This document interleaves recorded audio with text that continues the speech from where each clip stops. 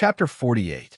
The puppy biscuit was very crispy, and no matter how much one chewed it, it would still make a crunching sound. The puppy biscuit was very fragrant, and the two of them were surrounded by that kind of alluring grain fragrance. Sulu stared at the girl beside him, dumbfounded. He felt that this scene was too ridiculous. Why was this girl eating his biscuit, and eating it so naturally? Subconsciously, when the girl's fingers left the biscuit bag, Sulu quickly reached in to take a biscuit and put it in his mouth, as if he was afraid that he would be taken advantage of. The girl lowered her head and was concentrating on reading a magazine. Only the occasional flickering of her eyes let Sulu know that the other party was actually also paying attention to him. The dark green hat covered most of the girl's face, only revealing her delicate lips and fair skin. Sulu was stunned and felt that his gaze might make the other party feel awkward, so he turned his head away. In the wind and snow, the warm and spring bus started moving. What surprised Sulu was that the girl actually reached into the biscuit bag and started taking biscuits, one after another. Sulu liked to eat puppy biscuits, and this was the first time he ate puppy biscuits, so he cherished them. Although he didn't think much of a bag of biscuits, he always felt that even if you wanted to eat my biscuits, shouldn't you tell the owner first? Ask for my permission first? It was hard to avoid a trace of anger in his heart. It was obvious that the girl didn't have this kind of self-awareness. She didn't even look at Sulu, and just quickly and openly stole the biscuits, chewing them loudly without any trace of politeness. Sulu was dumbfounded and quickly reached out to take the biscuits. Otherwise, if this girl snatched them away, what else could he eat? Wouldn't that be a huge loss? Therefore, as the bus moved on the road, the young man and woman sitting at the back of the bus didn't look at each other. One was looking out the window, the other was looking down at the magazine on his lap. They took the biscuits one by one, and no one was willing to take one less, and no one was willing to be slow for a second. Their hands were like the wind, and they took the biscuits one after another. It looked like they had a tacit understanding, but who knew that there was actually an endless amount of hidden killing intent? This is really strange. If she didn't meet me, this hateful biscuit-stealing thief would definitely be severely scolded. Looking at the snowy scenery outside the window, Sulu, who was chewing the biscuit, rolled his eyes. As time passed by, the anger in his heart had long disappeared. He was originally a broad-minded person, and it was impossible for him to care about such trivial matters. Instead, he secretly smiled and thought to himself that it was rare to meet someone who loved the dog biscuits as much as he did. Today's bag of biscuits would be considered as sharing. Sulu was a stingy person, and sharing anything good with others was something he was willing to do. Although the behavior of the long-haired girl wearing a hat was a bit ridiculous, he didn't plan to argue with her. He just felt that the situation was a bit awkward, or rather, he was worried that the girl would feel awkward, so he didn't speak to her. He even paid close attention to her and didn't look in her direction. The bus slowly moved on the snowy road and went around the highway outside the suburbs, heading towards the ordinary airport northwest of the capital. A cedar tree that stretched to the inner side of the road brushed against the window of the bus, and the sound it made woke up the sleepy people on the bus. The girl beside Sulu raised her head, revealing a beautiful face. The two people's eyes met, and Sulu gently smiled, who knew that the girl's pure eyes flashed with a trace of disgust, and she immediately lowered her head to read the magazine again.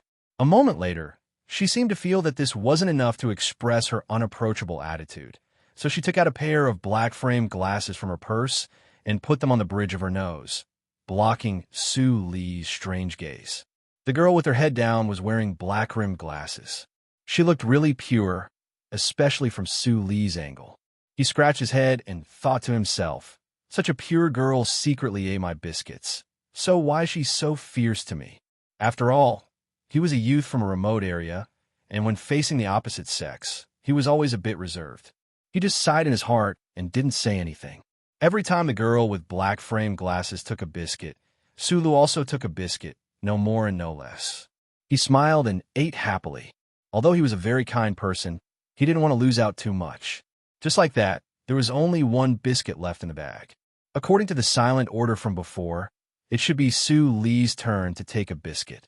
Sula clearly noticed that the girl's pretty nose under the black-framed glasses wrinkled cutely, as if she was worried about something.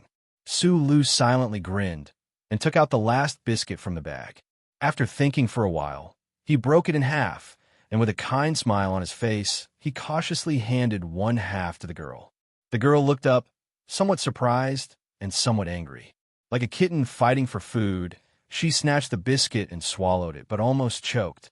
Sulu chewed the last half of the biscuit while looking at her in a daze, thinking, what's the hurry? Is she that hungry?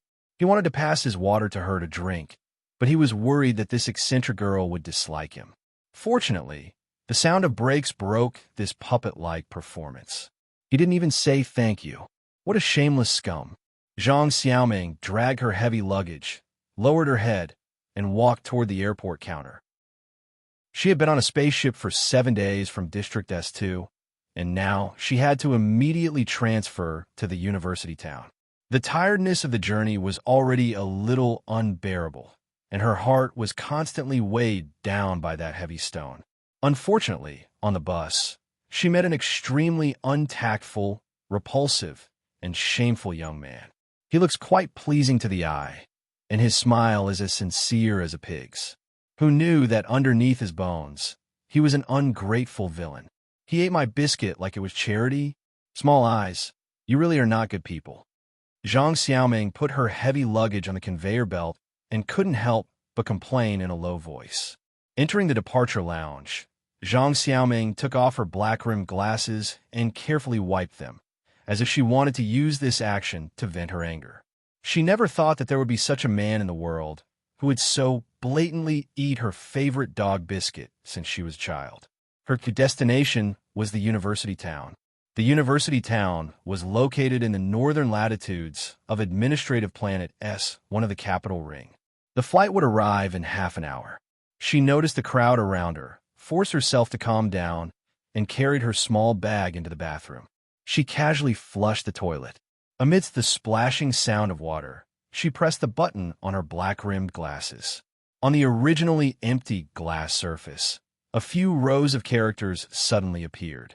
This information appeared in front of her in the shortest amount of time possible through the wireless network that covered the entire planet. After memorizing all the words and missions, Zhang Xiaoming gently exhaled and appeared to be much more relaxed. The senator was still negotiating with the president's office. The situation was relatively calm now. Due to the first charter, the Bureau of Proclamation had to remain neutral. As a low-level worker, she didn't have to worry too much about her true identity being discovered. Even if the Federation found out that she was a spy sent by the anti-government party, the most they could do was expel her back to S2. But what exactly was in the university town? Why did the senator want her to return to the capital planet? Was it because the senator knew that she was homesick? Once she thought of her stale family, Zhang Xiaoming's expression became gloomy again. In order to complete the mission given by the organization, it seemed that she had to play the role of a lost sheep.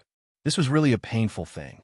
Sitting in the comfortable seat, Zhang Xiaoming tidied up the hair hanging beside her black-rimmed glasses.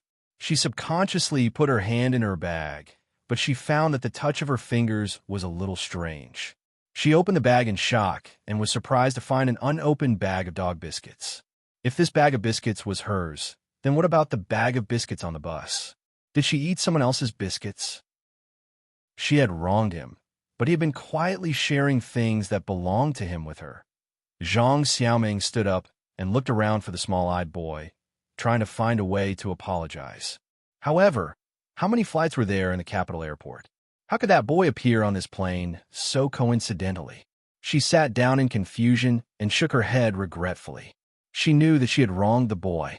More importantly, when she thought of the boy's gentle smile and the half-biscuit that he handed over, other than the thick embarrassment, there was also a trace of indescribable warmth. She hadn't felt such warmth in a long time. The world was so big. Perhaps she would never see that boy with that amiable smile again. There was no way she could apologize anymore. Zhang Xiaoming thought regretfully. She felt like she had missed out on something very precious. She felt empty and uncomfortable. She didn't know that right at the front of the plane, in a luxurious first-class cabin, Sulu was fidgeting as he adjusted the comfortable sofa position. He cautiously and carefully asked the stewardess, "Are you sure there's a free steak? The semi-synthetic kind?" "Yes." The stewardess almost couldn't hold back her laughter as she looked at the honest boy. Sulu breathed a sigh of relief. Only now did he feel that the expensive ticket was somewhat worth it. Although he was a fugitive and should keep a low profile, and a soldier who had just returned home from military service shouldn't have the money to sit in the first-class cabin. When he bought the ticket, he really couldn't resist the temptation of the semi-synthetic steak. Moreover, there was too much money in the card, so the young man's heart made him take the risk and buy a first-class ticket. He looked at the stewardess who was half squatting in front of him and said with concern, "Don't squat so much. You'll get tired." The stewardess was happy from the inside out and gave him a free, charming smile. Sulu was flustered by the bright light and quickly asked, "Excuse me, how long does it take to get to the university town?" Chapter 49. It had to be admitted that the group of five that built the foundation of the Federation Society did indeed possess wisdom and foresight that the later generations could not hope to reach. The words that glittered with the brilliance of civilization and the social structure that was improving day by day proved this point. Among the 3 districts of the capital ring that had beautiful environments and distinct seasons, the university town that had been established in the northern latitudes a long time ago was a reflection of the great efforts of the ancestors of the Federation. Only the 70 days of winter every year could allow the young people of the Federation to experience the cruelty of nature and the hardships of life in a prosperous and peaceful environment. The university town was actually not a city. It was a university campus that was built sporadically along the plains on both sides of the Rose River. Most of the universities on the capital planet were established here. As the development of the Federation Society increased day by day, the education level improved day by day, and the area of the various universities grew larger and larger. In the 34th Constitution era, they were gradually connected together and became a large community. The people of the Federation habitually called this large area the university town. However, the Federation of today seemed to have forgotten the good intentions of the ancestors of the Federation when they established the university here. The heating in the building was available 24 hours a day, and the air conditioning system kept the air that people breathed absolutely fresh. Once winter came, the students who were unwilling to go out of the building and spent their boring time in front of the crystal screen every day, how could they experience the so-called cruelty of nature? In the southeast area of the university town, there was an inconspicuous but extremely beautiful second-level college named UA University. Behind the dormitory of the university, on the road that led to the living area of the Federation, there was an even more inconspicuous gray bungalow. It stood awkwardly at the back door of UA University, making the scenery that was like pear blossoms in the garden become stiff. It was such a small bungalow that was far away from the main building of the campus, yet it still enjoyed central heating. The interior was as warm as spring, and the glass that was not coated with anti-frost was filled with a pleasant mist. Wiping away the mist on the glass with one hand, Sulu looked through the window at the snowflakes and frost on the pear trees in the garden. He smiled happily, thinking that this was a really nice place. It was still so beautiful in such a cold winter. When had he ever seen such a scenery when he was in Donglan? The sky in her hometown was overcast and gloomy. How could there be snowflakes that were whiter than pear blossoms? He had been at UA University for more than 10 days, following the suggestion left behind by his boss, Feng Yu, on the holographic screen before his death. Furthermore, he was a fugitive with a disguised chip in his body, so naturally, he was unwilling to follow the information on the chip and go to the Department of National Defense's Retirement Resettlement Office to find a job. Thus, he decided to come here himself, submitting a job application and a strange recommendation letter in his backpack to the school, and easily obtained his current job. At first, he was a little puzzled as to why it was so easy to find a job, but later on, he realized that other than guarding the back door of UA University, this job only required him to be responsible for cleaning the road within 10 meters of him. On the surface, he was a member of the logistics department, but in reality, he was just a doorman. Without a doubt, he belonged to the lowest rung of society, and his salary was so low that it was pitiful. Fortunately, there was still a lot of money in that Zhang Sanlin Union Bank card. Sulu did not come to Shanglin for money, nor did he have any strong desire to be below others. So he happily accepted this job and obtained this small, great bungalow that belonged exclusively to him. If it was a normal citizen of the Federation, no matter how beautiful Yue University's snowy scenery was, after looking at the plain white for more than 10 days, they would have long since gotten sick of it. However, Su Lu was the same. He had never seen snow in his entire life, and looking at the snow for more than 10 days was just a small enjoyment for him. Right now, it was still the winter holidays, and there were not many students staying behind at Yue University, so his work had not officially started yet. Every day, other than cleaning the snow, he had nothing else to do, so he was very free. Through the CD-ROM computer that the logistics department had placed in the doorway, Sulu would also go online every day when he was free. He seriously looked through the information on Yue University, and only then did he know that this seemingly unremarkable school was, other than the schools directly under the Ministry of National Defense, one of the most outstanding universities in terms of the 3 major self-propelled mobile armor systems and the standard repair of warship installations. Of course, the 3 major military academies directly under the Ministry of National Defense and the Westwoods Military Academy could not possibly be located in a university town, so it was not a place that Su Lu could casually blend into. Therefore, if Su Lu wanted to satisfy his interests, the unremarkable Yue University was indeed the best choice. Only now did he understand that his boss was still considering his own ideals in his arrangements, and his mood could not help but warm up like the air in the room. When he had just arrived at the university town, Su Lu had tried to apply for an audit student certificate. After all, he still had quite a bit of money in his card, so he should be able to afford enough sponsorship. Unfortunately, the school's principal and dean in charge of reviewing new students had all returned to the various major cities on the capital planet for their holidays, just like the students. What made Su Lu feel even more regretful was that Yue University's library had also been closed for the past few days due to the update of the system and the holidays. This meant that he had no way of accessing the knowledge he was most interested in regarding the M-series mecha structure and maintenance.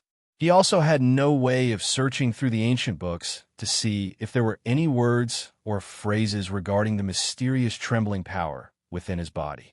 In these 10 days of cold wind and snow, Su Lu, who had nothing to do other than watching Channel 23 every night and searching the internet for mecha maintenance knowledge that interested him, spent most of his remaining time nestled in his warm bed, closing his eyes to try to feel the slight changes in the trembling power within his body. He also tried to hide this dizzying, trembling power as he thought about it on the ancient bell. It was snowing heavily outside, and he had not practiced that set of 10 postures for quite some time. He was also worried that others would see it, but the trembling in his muscles had gradually become more and more practiced as he slept. It even felt as though it could surge out at will. That night, accompanied by the familiar soreness in the deepest parts of his muscles and joints, Su Lu fell into a deep sleep accompanied by the howling of the wind and snow. In his dreams, he seemed to see a cute girl with a head of purple hair marrying him as his wife, and him becoming the chief mechanic of a large company in the capital. He could repair all sorts of fun things every day, and he seemed to faintly hear some big shot announcing on the television that the truth behind the explosion had been exposed. There were so many happy things. In his deep sleep, Su Li's lips curved into a sweet smile. He smiled so much that his body started to tremble. This trembling did not stop until the muscles under his skin started to twitch slightly. It seemed that with every twitch, his body would become a little stronger. Spring was bright and beautiful, with colorful flags fluttering in the wind. Shanglin Administrative Region S1, which was also the capital planet's snow and cold, always came and went quickly. However, just as February entered, the snow on the banks of the Rose River had completely melted away, merging into the tranquil river that flowed south. Not a trace of it could be found anymore, leaving behind only a vast expanse of green fields and lush spring forests, as well as blocks of academy buildings that harmonized with the environment very well among the grass and trees. Today was the first day of school, and countless students took all sorts of transportation back to the big city academy. The campus, which had been quiet for 2 months, was once again bustling with noise and excitement. From time to time, there would be cars driving into the quiet UA University, accompanied by even more youthful female students walking in. A youthful atmosphere that made people yearn for rippled through the campus with them. Because there were too many students going to the Federation's living area to shop, the back gate, which had always been somewhat deserted, was now bustling with noise and chatter. It even drowned out the voices of the male students who were passionately criticizing the government by the fountain.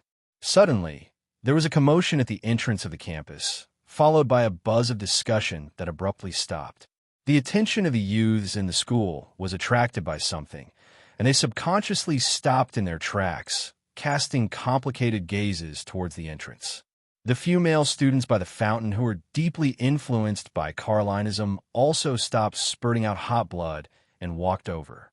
However, they did not approach the back gate, but instead looked at it with a very strange gaze. A girl with shoulder-length hair, black-rimmed glasses, and a stack of books calmly and slightly coldly walked in from the back gate of UA University under the gazes of countless people.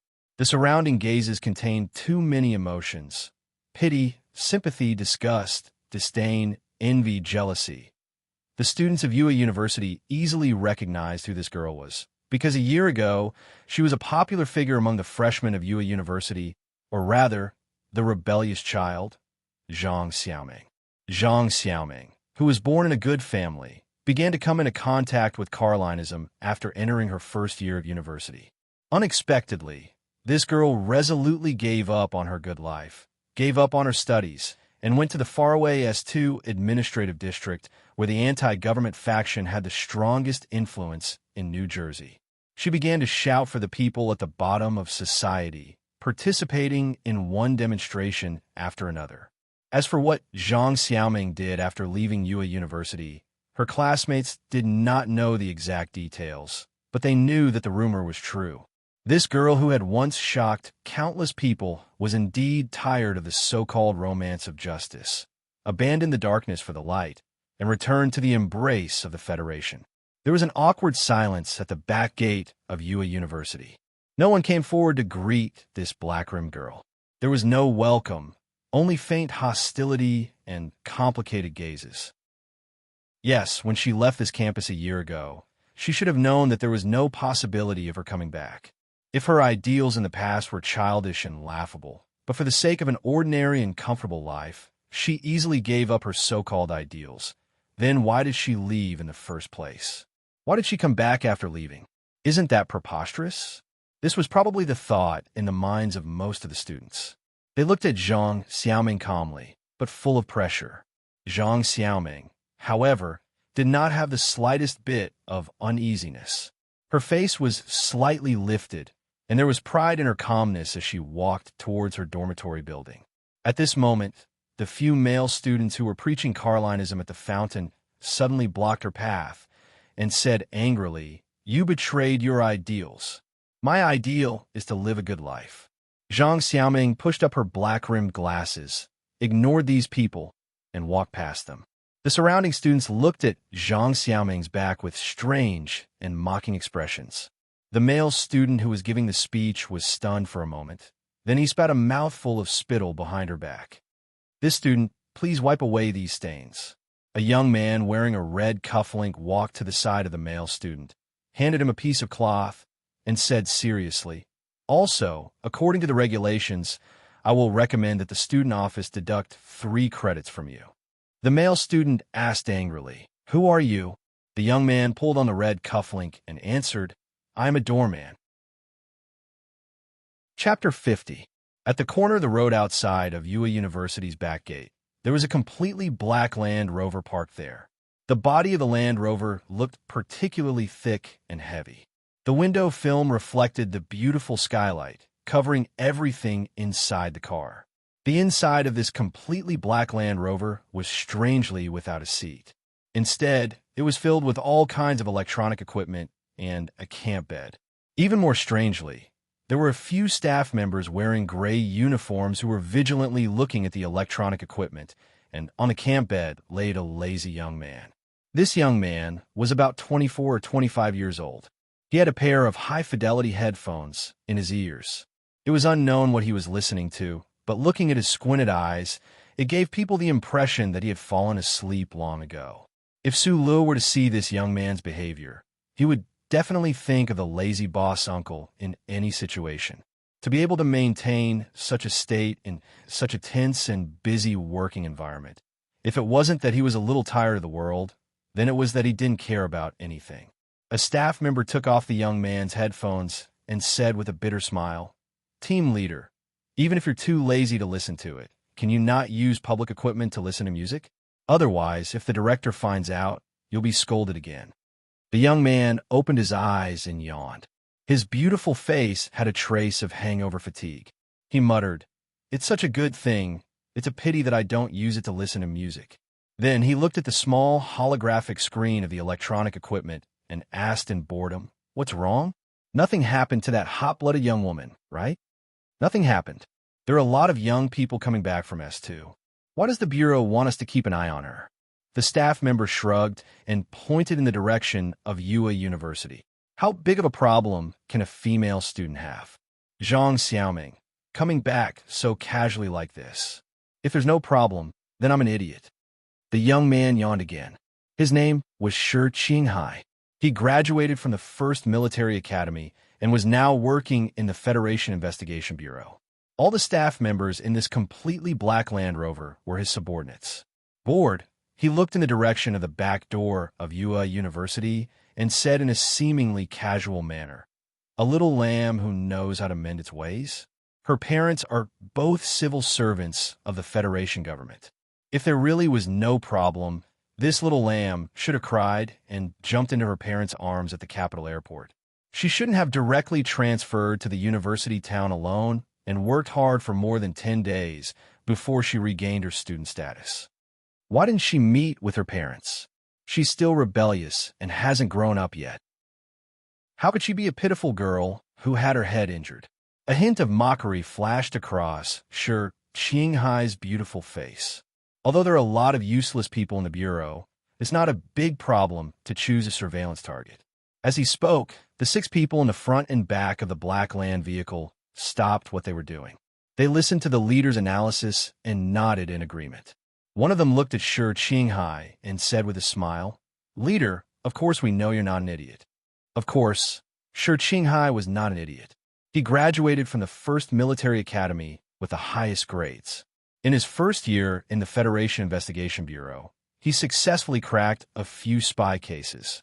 His ability was obvious to all. If he had followed this path steadily, everyone in the Investigation Bureau believed that the youngest deputy director in history would have been born. But no one would have thought that such a young talent would fall so quickly. An officer of the Investigation Bureau who was addicted to alcohol and women all day long was equivalent to giving up his future. Don't drink so much in the future. What's the difference if those women turn off the lights? Do you need to change every day? Shi Qinghai's subordinate said with a headache, "Don't always offend the boss. Otherwise, you would have been promoted long ago and we would have followed suit. Don't talk nonsense with me. Who hasn't been promoted under me? I'm too lazy to move. Isn't this university town good? There's so many beauties, especially young beauties." Shi Qinghai smacked his thin lips. His eyes were blurred and intoxicated. "How can I leave when I'm surrounded by the fresh scent of young bodies?" He got up from the single bed and rubbed his face that he forgot to wash in the morning. He said vaguely, "What career advancement? Bullshit. I want to be transferred to the Bureau of Proclamation. Those bastards, they only have one computer every day. They don't have to worry about anything. It's a F***king good place to retire." Having said that, he still had to do what he had to do, even if it was just on the surface. Shi Qinghai pretended to pick up the monitor and put it next to his ear to listen for a long time.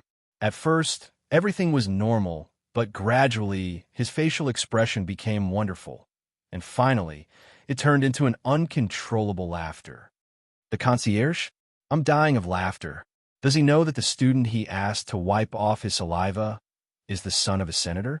Sure, Qinghai was rocking back and forth with laughter. He slapped his thigh and said, "This little concierge is interesting. It's rare to see such a serious person in this F***king society." "Shoo, team leader, lower your voice." A team member stared angrily at the unconscious Shi Qinghai and shouted in a low voice, "We are monitoring the situation, not in the cinema." "Oh, that's right." Shi Qinghai came back to his senses and laughed. He opened the car door and walked out of the car. He said, "I have to watch Yue University for at least a semester. It's too boring. I'm going to check out that fun concierge."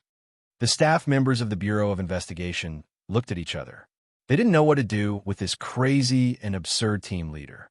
Under the sun, the young team leader walked lazily like a hooligan. The staff members couldn't help but cover their eyes in embarrassment. One of them muttered, "Breaking the rules again. But why does team leader look like a hooligan?" Team leader grew up in the countryside. His father is a farmer. Is that so? That's a rare occupation. But what does this have to do with team leader being a hooligan? Didn't George Carlin once say that? The root of hooliganism is the unfair distribution of wealth. At the back gate of Yue University, there was no class struggle between the rich students and the poor concierge. The male student who preached Carlinism left in anger. Sula didn't pull him back. He forced him to kneel on the ground and wipe off his saliva. If he really did that, Sulu would doubt his own intelligence. He just followed the school rules and wrote a note about what happened today. He sent it to the special mailbox of the student office through the computer. Then he pulled out the hose and washed the sidewalk that had just been cleaned in the morning. He walked out earlier because he found that the male student seemed to have the intention to continue pestering the girl. So he thought of a way to stop him.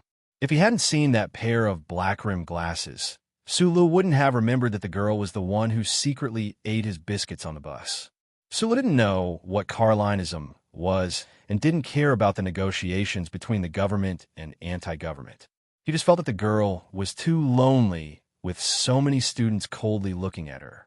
What made him feel even more uncomfortable was that the male student actually blocked the girl's path. Of course, the more important reason was that he knew the girl, even though the girl might not remember him, and even though the girl was rude to him back then. After cleaning the sidewalk, Sulu took a chair and sat next to the gate. He faithfully carried out his task. He closed his eyes under the warm sunlight and listened to the chip's beeping sound from the monitor beside him. He was so comfortable that he almost fell asleep.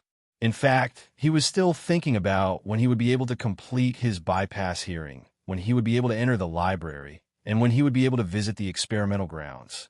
As an official of the Investigation Bureau, Shi Qinghai naturally didn't want to get acquainted with this inconspicuous concierge. It was just that he had spent the whole night with the blonde beauty and drank too much alcohol. His mind was too tired, and he couldn't sleep comfortably on the military bed of the land shuttle, so he decided to just walk around in the car. He bought a pack of cigarettes from the convenience store next to the school gate and lit one. He walked to the sidewalk and squatted down. He casually glanced at the young concierge from the corner of his eyes. It was just this glance, but Shi Qinghai's pupils slightly shrank. He didn't move his eyes away for a long time. He stood up and walked towards Su Lu, who was sitting on the chair. After a moment of silence, he said with a smile, "I really envy your job. You can openly bask in the sun every day." Su Lu raised his head in surprise. He didn't expect that on this strange planet, in this strange place, someone would actually take the initiative to talk to him. When he raised his head, he saw a street full of green trees and clear sunlight. A handsome young man in a wrinkled black suit was looking at him with a smile. Maybe it's quite comfortable." Sula knew how to answer this question. He squinted his eyes, blocked the sunlight, and carefully said, "Do you want one?" Shi Qinghai smiled and passed a long filter cigarette. Sulu originally wanted to refuse, but he suddenly remembered that the boss uncle never left his cigarettes. He suddenly had an idea. He took the cigarette, put it in his lighter, and lit it up. He said thank you. Separated by the iron gates of Yue University, the two of them smoked without knowing what to do. Under the sunlight, They both seemed to have endless worries. Sure, Qinghai threw the cigarette, but to the ground, and stepped on it to extinguish it. He used his fingers to tidy up his messy hair. He suddenly stared at Su Lu and said, sitting on the chair, "But your body is hanging in the air. You're really hardworking to be able to practice the horse stance like this." Chapter 51. Su Lu was shocked, but his expression didn't change. He didn't expect that this person's eyes would be so sharp that he could see through his strange sitting posture. He wasn't a professional spy, and he wasn't even a professional fugitive. He was just an ordinary young man with some talent in some areas. For some reason, he was forced to go into exile and hiding. After leaving Donglin, he kept reminding himself that he should keep a low profile and be inconspicuous. But after all, he hadn't received professional training, so there were always some problems in inappropriate places. Fortunately, with the help of the disguise chip, he didn't need to worry too much about his safety in the Federation society. After passing the airport scan, he was full of confidence. He knew that as long as no one found out about his relationship with the boss, no one would suspect him. But today was only the first day of university, and a passerby had found out about his strange behavior. Su Lu was so ashamed that he had the urge to face the wall. In fact, Su Lu still underestimated himself and overestimated all the passersby in the Federation. In the Federation society, there weren't many people like Shi Qinghai. He had studied observation in the 1st Military Academy and received 3 years of espionage training. Naturally, he had developed a completely different vision. "Don't throw the cigarette butts." Su Lu was a little flustered, but his voice didn't tremble at all as he said seriously to Shi Qinghai. Shi Qinghai smiled and picked up the cigarette butt. He had a strong interest in this little doorman. He felt that the doorman had a very wonderful feeling and was very similar to himself. It seemed that they were both keeping a big secret in their hearts. Shi Qinghai didn't want his secret to be known by others, so he didn't want to explore other people's secrets. After all, this person had nothing to do with him. Shi Qinghai looked at Su Lu, yawned, leaned against the iron gate, and asked lazily, "There aren't many people in the training center now. You're still young, so I didn't expect you to like this kind of thing." Su Lu could have chosen not to answer any of his questions, but first of all, that would be too strange. He did not know what this man in the suit did, and second of all, his small eyes had always been very good at judging people. In his opinion, this man in the suit was full of boredom and tiredness, and he did not have any malicious intentions. "I've never been to a body cultivation hall." Su Lu shook his head and said, "What's the horse stance?" "Oh, the horse stance is the posture where your butt doesn't touch the ground. But that posture of yours is much more difficult than a normal horse stance. Don't be surprised that I know all this. You should know that I spent some time in a body cultivation hall."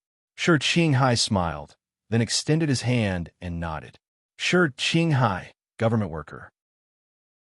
Then he said in a more serious tone, "Does guarding the door for the government count as a staff member?" Su Lu was stunned for a moment. Then he smiled as well. He extended his hand to shake the other party's hand and introduced himself. "Su Lu, school worker.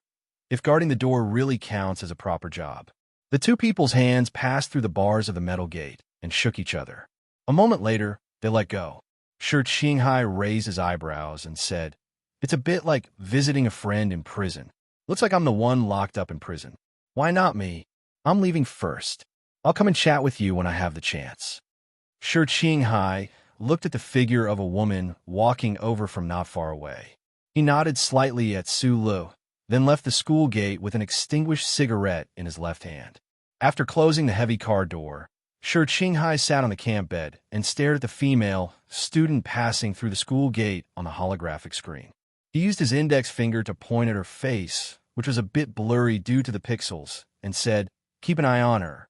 I don't care why this woman called Zhang Xiaomin came back, and I don't care what she wants from you at university. All you need to do is surround her and cut off all connections between her and any suspicious points." "Not fishing?" One of the team members asked curiously, "If there's really something wrong with this female student, this is a good opportunity." "I'm not interested in that." Shi Qinghai tidied up his wrinkled suit, lowered his head, and said, If we want to fish, we have to get close to her. That's the only way to ensure that we don't miss any clues. But the problem is that in our team, other than me, we all look like we've been through a lot. How are we going to pretend to be students? How about pretending to be a teacher? Another team member suggested. Shi Qinghai raised his head, looked at him with pity, and said, "If you think that your knowledge is enough to prevent you from being coaxed off the podium by the students, then you can give it a try." The team's time-sharing monitoring and social relations were methodically issued one order after another. The routine work of the Bureau of Investigation came to an end. Only Shi Qinghai and one of his subordinates were left in the black Land Rover. He suddenly lowered his voice and said, "Help me investigate a person. His name is Su Lo." Do we need to file a record? No, I'm just interested in a personal matter. A personal matter? If there's no record, there's no way to get a secret level. I don't think we'll find anything interesting. The team member obviously thought that the person he was investigating was a woman. At this time, Su Lu did not know that Wrinkled Suit, whom he had just met, had begun to secretly investigate him. He just calmly looked at the girl in front of him, hoping that she would turn around and look at him. Unfortunately, the naked Zhang Xiaoming seemed to have a lot on her mind. She lowered her head and hugged her books as she walked out of the school gate. She didn't notice his existence at all. The night was getting late. The Federation Bureau of Investigation's Linhai State Field Office building was still brightly lit. The busy staff walked through the floors. Linhai State was one of the big states in the Capital Ring's S1 administrative region. Especially after the university town area was transferred to Linhai State, the area of Linhai State and the workload of the civil servants had greatly increased. The fourth section of the office was responsible for preventing the infiltration of the anti-government forces. Now that the Federation was stable, the anti-government forces had already given up on the policy of armed struggle. Under the pressure of the empire, they were negotiating cooperation with the government and officially participating in the election. The fourth section had become the most leisurely department in the entire Federation Bureau of Investigation. The most leisurely official in the most leisurely department, Shi Qinghai, wasn't going in and out of the major nightclubs in the city to flirt with beautiful women and drink liquor like his colleagues had imagined. Instead, he was sitting in his own office, staring blankly at the holographic screen in front of him. Shi Qinghai didn't want to investigate the secret of the little gatekeeper, but he subconsciously wanted to get closer to the young man. He also had a secret in his heart that he couldn't let others know, so he had to find out whether the gatekeeper who knew how to do the horse stance had any kind of background. The results of the investigation quickly came out. It was a very clean file.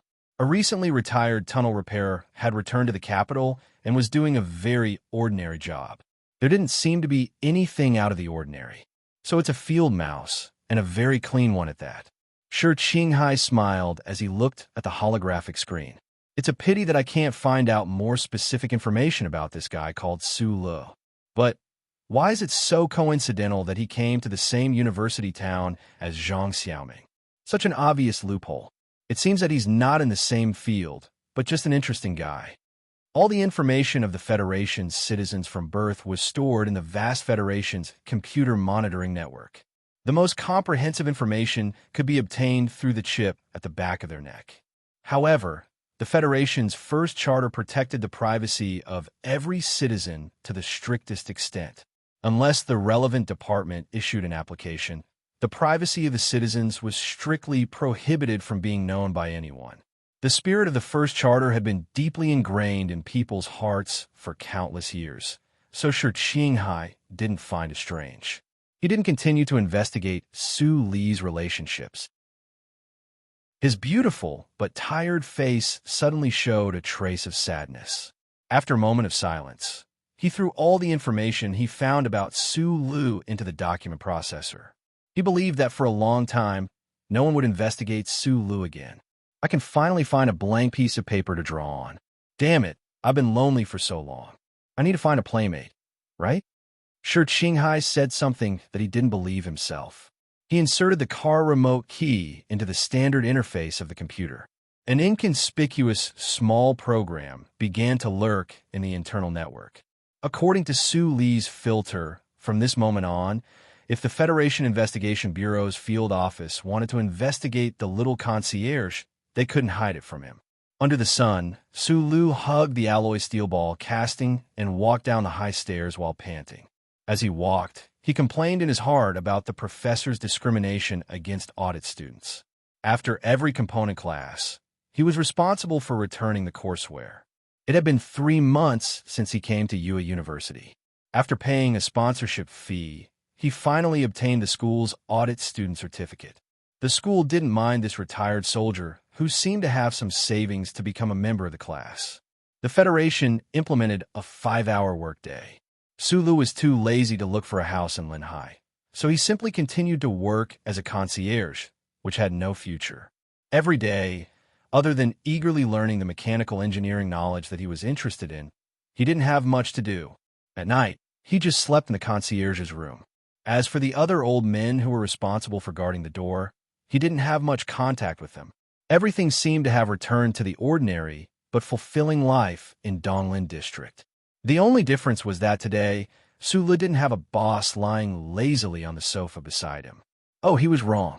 There was another difference, and it was the same lazy government official in front of him. Why are you here again? Sulu saw the guy wearing a tattered, expensive suit under the stone stairs of the teaching building. His mind was in a mess, and he almost dropped the casting on his foot. Chapter 52. Sulu had always been puzzled by this beautiful man in front of him, who had a split hairstyle and liked to smoke a 37 brand long filter cigarette.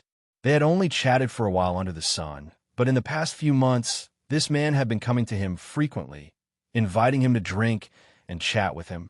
But he was not a man who looked like a woman, and this man seemed to be more charming. Sulu found it a little hard to understand the other party's persistence, but what was strange was that he didn't seem to resist interacting with this official. Perhaps it was because the other party's laziness and world-weariness was somewhat similar to that of a certain person who had passed away. Sulu walked past him with the cast in his arms and begged for mercy in a low voice.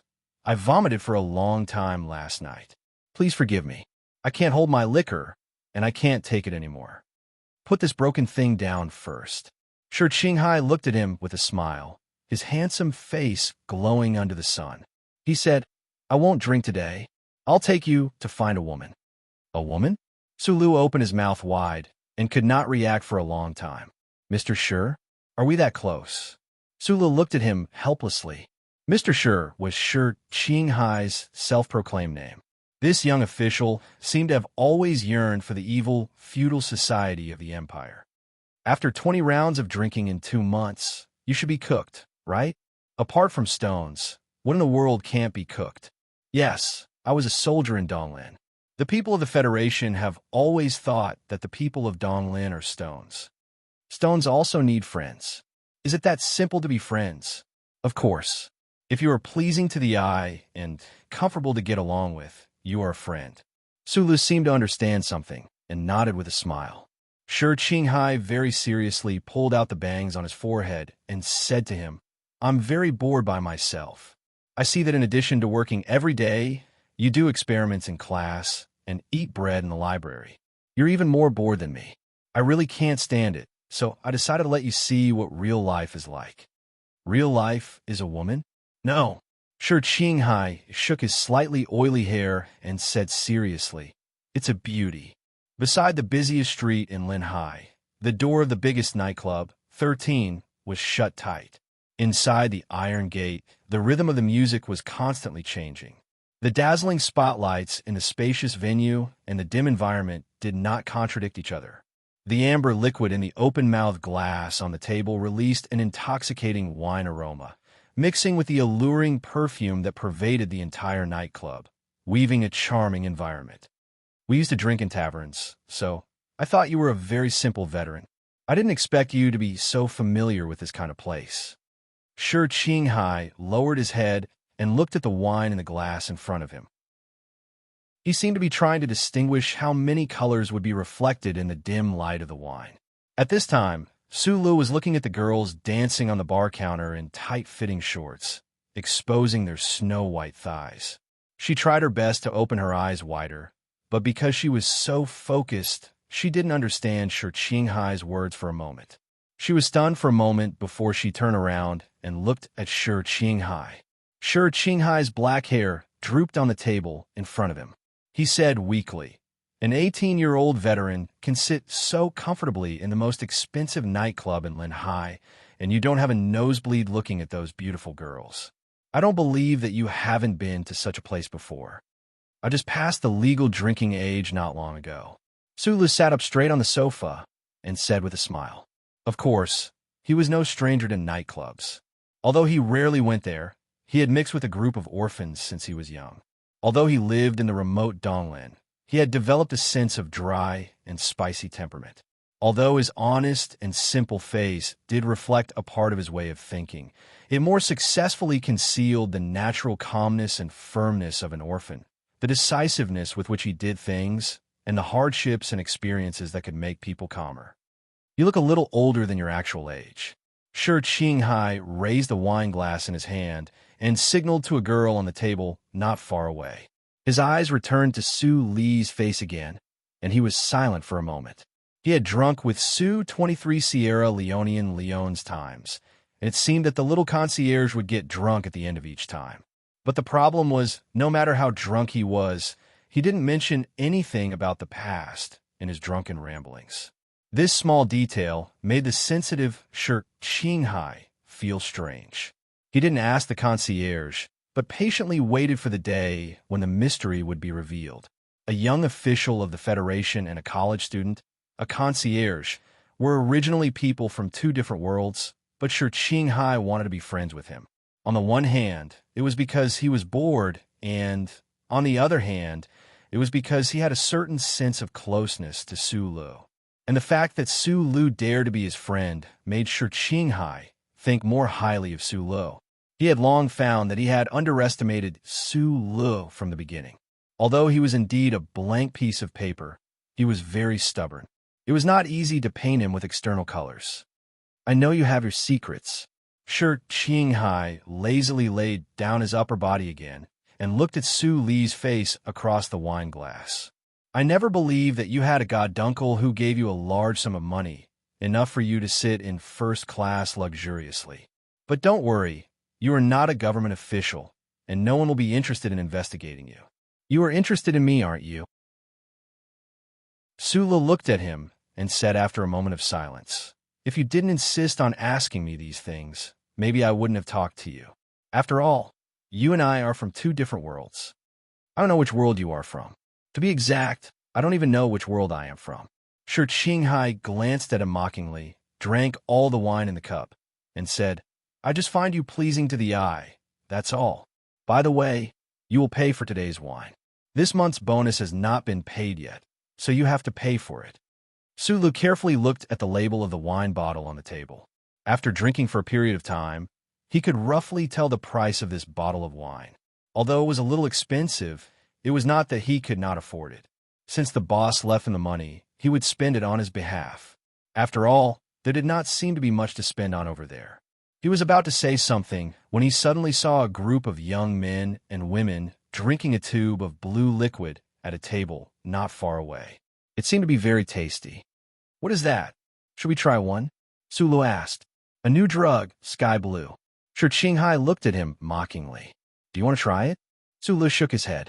He thought that the capital planet was a bustling and scary place. He could not help but sigh when he thought that there were people who dared to take drugs in broad daylight. At that moment, another fragrant wind blew over and into Shi Qinghai's arms. He could not help but sigh again. He thought that he was a country bumpkin from a remote and underdeveloped area. He was still not used to this kind of situation. Shi Qinghai was very handsome, or rather, very beautiful. Although he often didn't wash his hair, that pair of extremely deep and charming eyes of his were always emitting electricity. Under the dim lights of the nightclub, the electricity in his eyes gradually blurred, attracting countless women. During these days of drinking, Sulu had seen many waitresses looking at Mr. Shi with resentful eyes. Tonight, he was used to the scene of flying women pouncing on men. However, Sulu could see that Shi Qinghai was not happy. If he was, he probably would not have asked him a drink. Sure, Qinghai said that he was lonely. How could such a literary phrase come out of the mouth of a government official? Although he said that he was a gatekeeper for the government, who would believe him? However, since Sure Qinghai did not ask about his past, he did not want to ask about Sure Qinghai's background. It had been a long time since he left Donglin, but the disguise chip in his body had never malfunctioned. Su Lu could already face everything in life naturally and not always treat himself as a fugitive. It was good that he could live naturally and keep his past a secret. If he treated everything and everyone in life with vigilance and suspicion, what was the point of such a life? It was getting late. Sure Qinghai was intoxicated by the night, the beautiful women, and his friends. He mumbled something and fell asleep on the sofa. Su Lu, who had drunk more than half a bottle of strong liquor, did not feel drunk. Instead, he became slightly excited because of the alcohol. He reluctantly moved his gaze away from the beautiful women and called the waiter. He paid the bill on the card machine held respectfully in the waiter's hand and walked out of the nightclub with Sure Qinghai. This was the busiest time in the nightclub. However, Sure Qinghai and Su Lu drank too fast, so they left earlier than the others. Su Lu, who was carrying a heavy body, could not find his way in the dim light. He did not know how many people he bumped into, but he apologized profusely. He knew that under the influence of alcohol and the countless eyes of the opposite sex, a small friction could cause big trouble. After walking to the entrance of the nightclub with great difficulty, Su Lu was refreshed by the breeze in his face.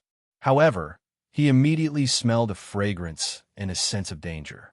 He looked up and saw 3 expensive cars parked in front of the nightclub. About 7 or 8 people got out of the cars and walked toward the nightclub. The people walking beside them were all dressed in black. They were of average build and looked indifferent. They seemed to be bodyguards.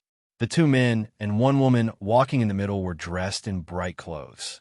Their temperaments were cold and reserved. The woman was wearing a short red trench coat. Her charming face carried a trace of arrogance and meanness. The 2 men beside her were wearing a blue suit, while the other was arrogantly wearing a student uniform. The only thing they had in common was that their eyes were looking straight ahead. They walked with the wind and did not shift their gaze at all. They were not simple people and did not walk the usual path. Su Lu did not want to block the way of such arrogant people. He quickly dragged the drunk Sure Qinghai to the side of the corridor. However, as luck would have it, when the beautiful woman in red brushed past the 2 of them, Sure Qinghai seemed to have smelled the perfume on her. He opened his blurry eyes and woke up. He whistled in her direction and said vaguely, "Beauty, you sprayed too much on your DVC." When they heard these 2 words, their footsteps stopped at the same time. The leading man smiled and turned to look at the corridor, as if he wanted to know who had the guts to flirt with his sister. There was a hint of coldness in his gentle smile. Chapter 53.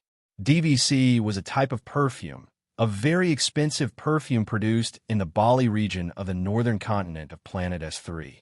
The annual production was extremely low, and it was impossible to come into contact with such a luxury item unless one was extremely wealthy or had an extremely high social status. Sure Qinghai had been wandering among women for the past few years.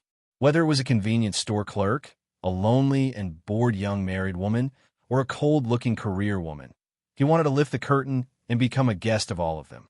To be able to reach such a standard, he was naturally no stranger to women's products. Furthermore, he had indeed had a one-night stand with 1 or 2 women of high status. Therefore, even if he was drunk to the point of delirium, he could still call out the name of the DVC. Furthermore, he was extremely dissatisfied with a red-clothed woman for spraying too much. Women who could afford luxury items were naturally not simple women. To them, everything that represented money and status was not important, but style was the key. It was not important to use DVC. The key was to use it well. Saying that she sprayed it too much was like saying that she burned money to light cigarettes. It was tasteless. In the eyes of a woman of this level, being accused of having no style was the most unacceptable thing. Therefore, a flame of anger suddenly rose in her pair of charming but cold eyes. Seeing that the group of people who were walking with a swagger suddenly stopped because of Shi Qinghai's words, especially when he saw the cold smile on the leader's face, Su Li's heart unsurprisingly jumped. From a glance at the nightclub corridor from afar, he knew that these people were not simple and was afraid of provoking them. Just as he was about to walk past them, something really happened. Su Li knew what DVC was, and he did not know how much the black cars in front of the nightclub were worth. But this did not prevent him from seeing the background of the other party and their displeasure. A bitter smile appeared on his face, and he turned his head to look at Shi Qinghai, thinking to himself that this kid was not doing it on purpose, right? It seemed that Shi Qinghai was not doing it on purpose because at this time, he had fallen asleep sweetly on Su Li's shoulder. His body reeked of alcohol, and his eyelids did not even blink.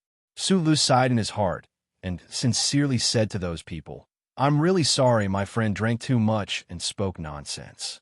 Su Li's appearance was very ordinary. Only his pair of straight eyebrows that were as sharp as a knife was somewhat unique. But what was very strange was that his pair of eyes that were often squinted always revealed a trustworthy expression, and his tone of voice was extremely sincere, which made it very easy for people to have a good impression of him. It was probably because of this that the little girl on the ancient clock chose to trust him without hesitation. He didn't know if his sincerity and honesty would be of any use today. The man, who was obviously the core of the group, narrowed his eyes slightly. He looked at Su Li and paused for a moment. Suddenly, he smiled. The green robe on his body was like a willow leaf in the harsh winter, like a knife. The man's of course, of the woman of the group, of the group.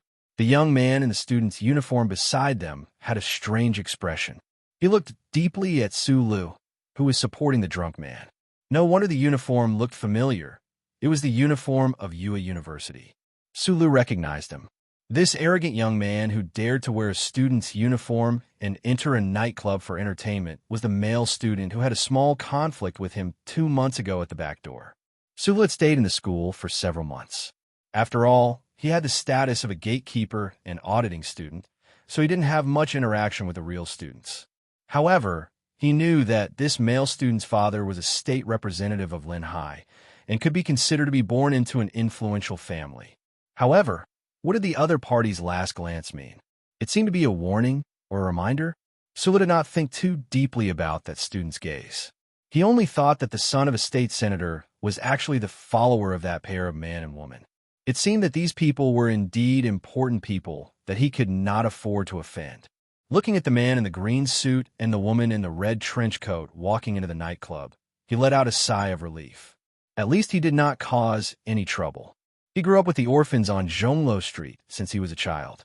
He believed in the philosophy of life that if you respect me, I will respect you back 10 times.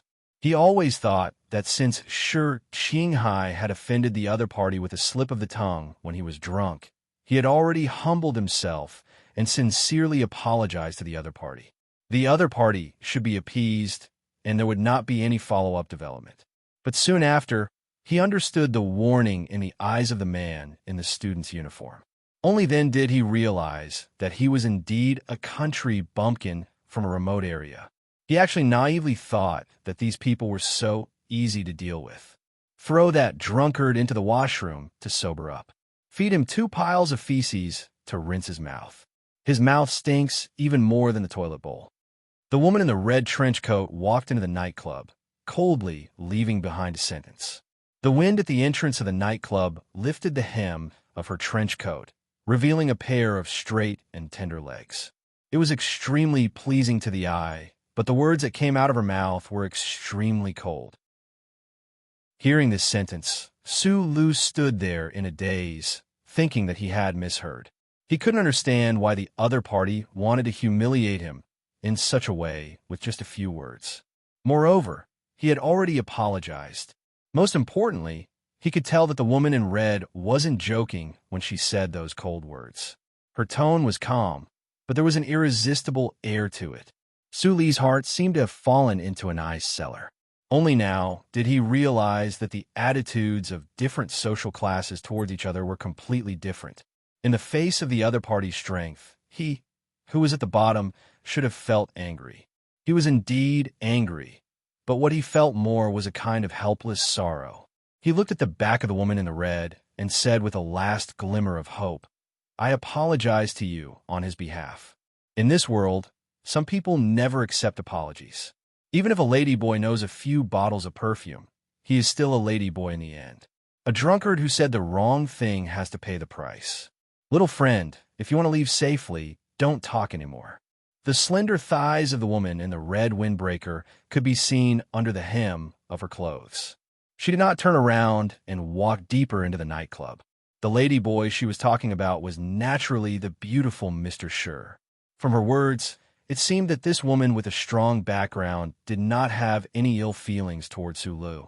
The man in the blue suit patted her affectionately. He did not care about what happened behind him at all. It seemed that this kind of thing often happened to these people. Only the son of the state senator who was following them turned around and gave Sulu a sympathetic look. He thought to himself that Sister Yuzi's mood seemed to be really gloomy recently. However, although he sympathized with the little gatekeeper at the school, he did not have the courage to speak up for him, because he knew that this pair of brother and sister always meant what they said. At the end of the corridor, the owner of the nightclub was already respectfully waiting for the arrival of this group of people with a group of people. The expression in the eyes of the man in the blue suit changed slightly.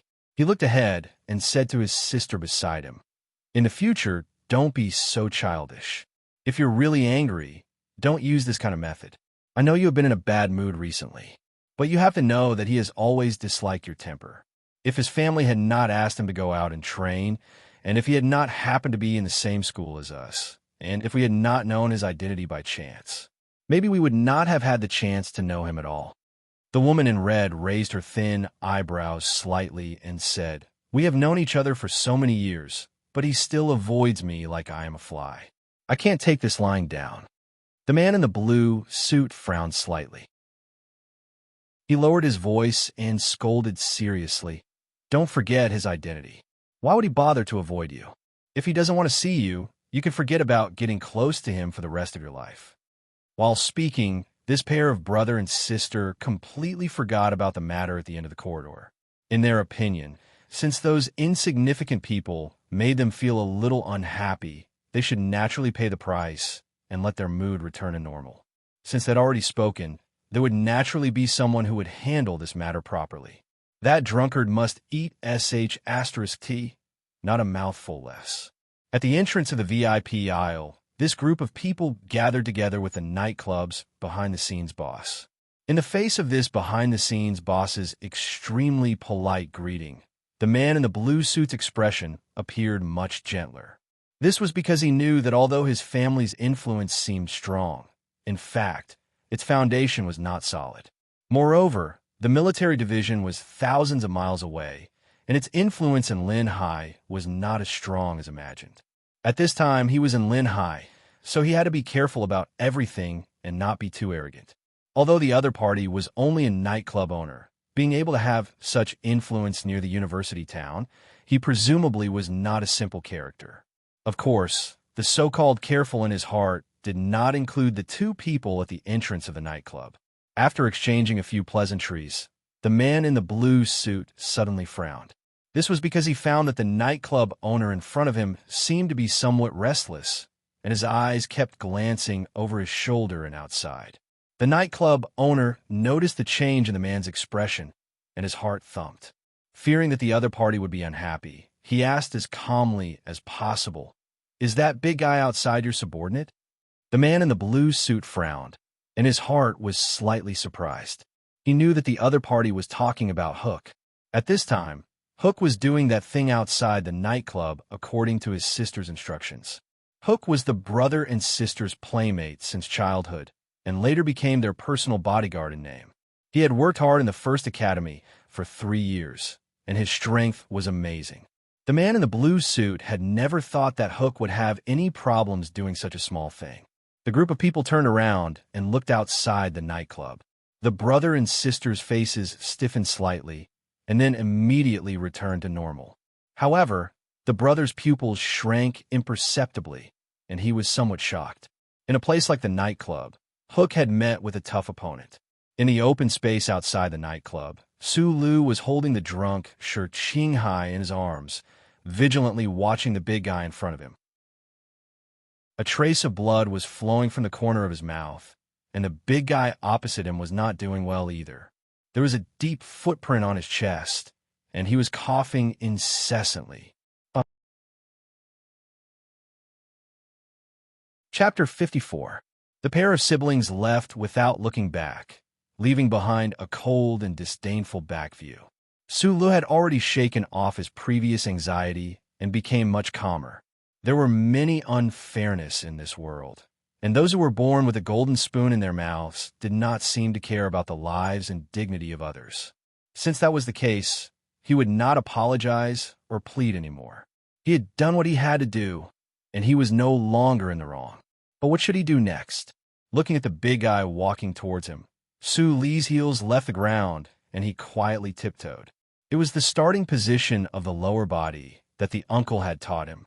At this time, Su Li did not know that the big guy with the oppressive aura was called Hook, and he did not know that the other party was a powerful figure who had been honed in the first military academy. However, he could see that the other party was powerful because the big guy was not very strong. It was just that his frame was particularly large, and the muscles hidden under his black clothes were not very strong. In this world, there were not many people who had a deeper understanding of muscle strength than Su Lu.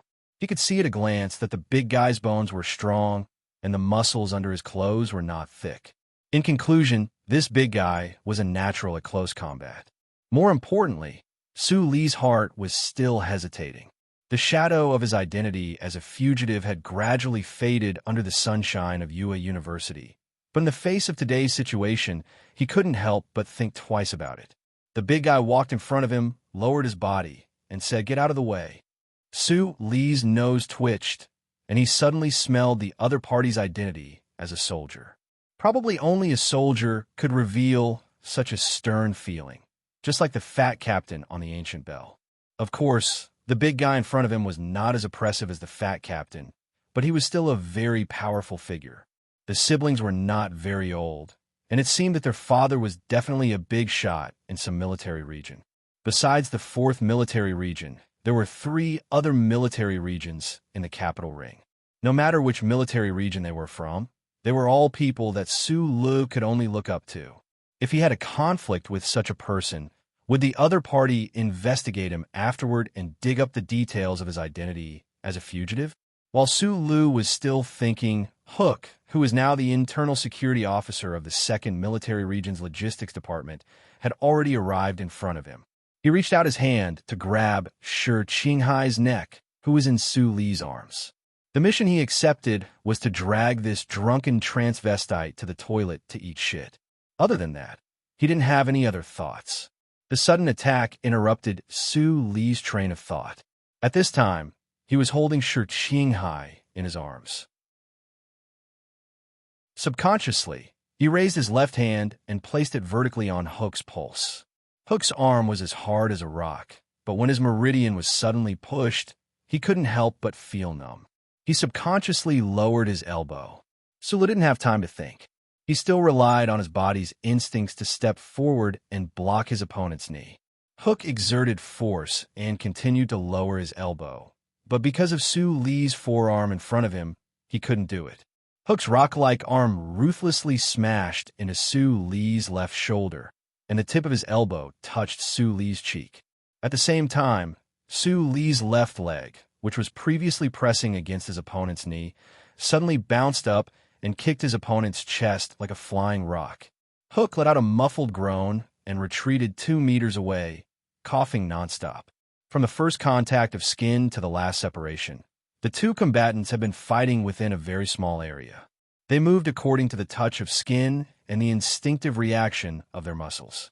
In the blink of an eye, the fight had already ended. The soldier Hook had underestimated his opponent at the beginning, while Sulu couldn't use his full strength because he was holding on to Shi Qinghai.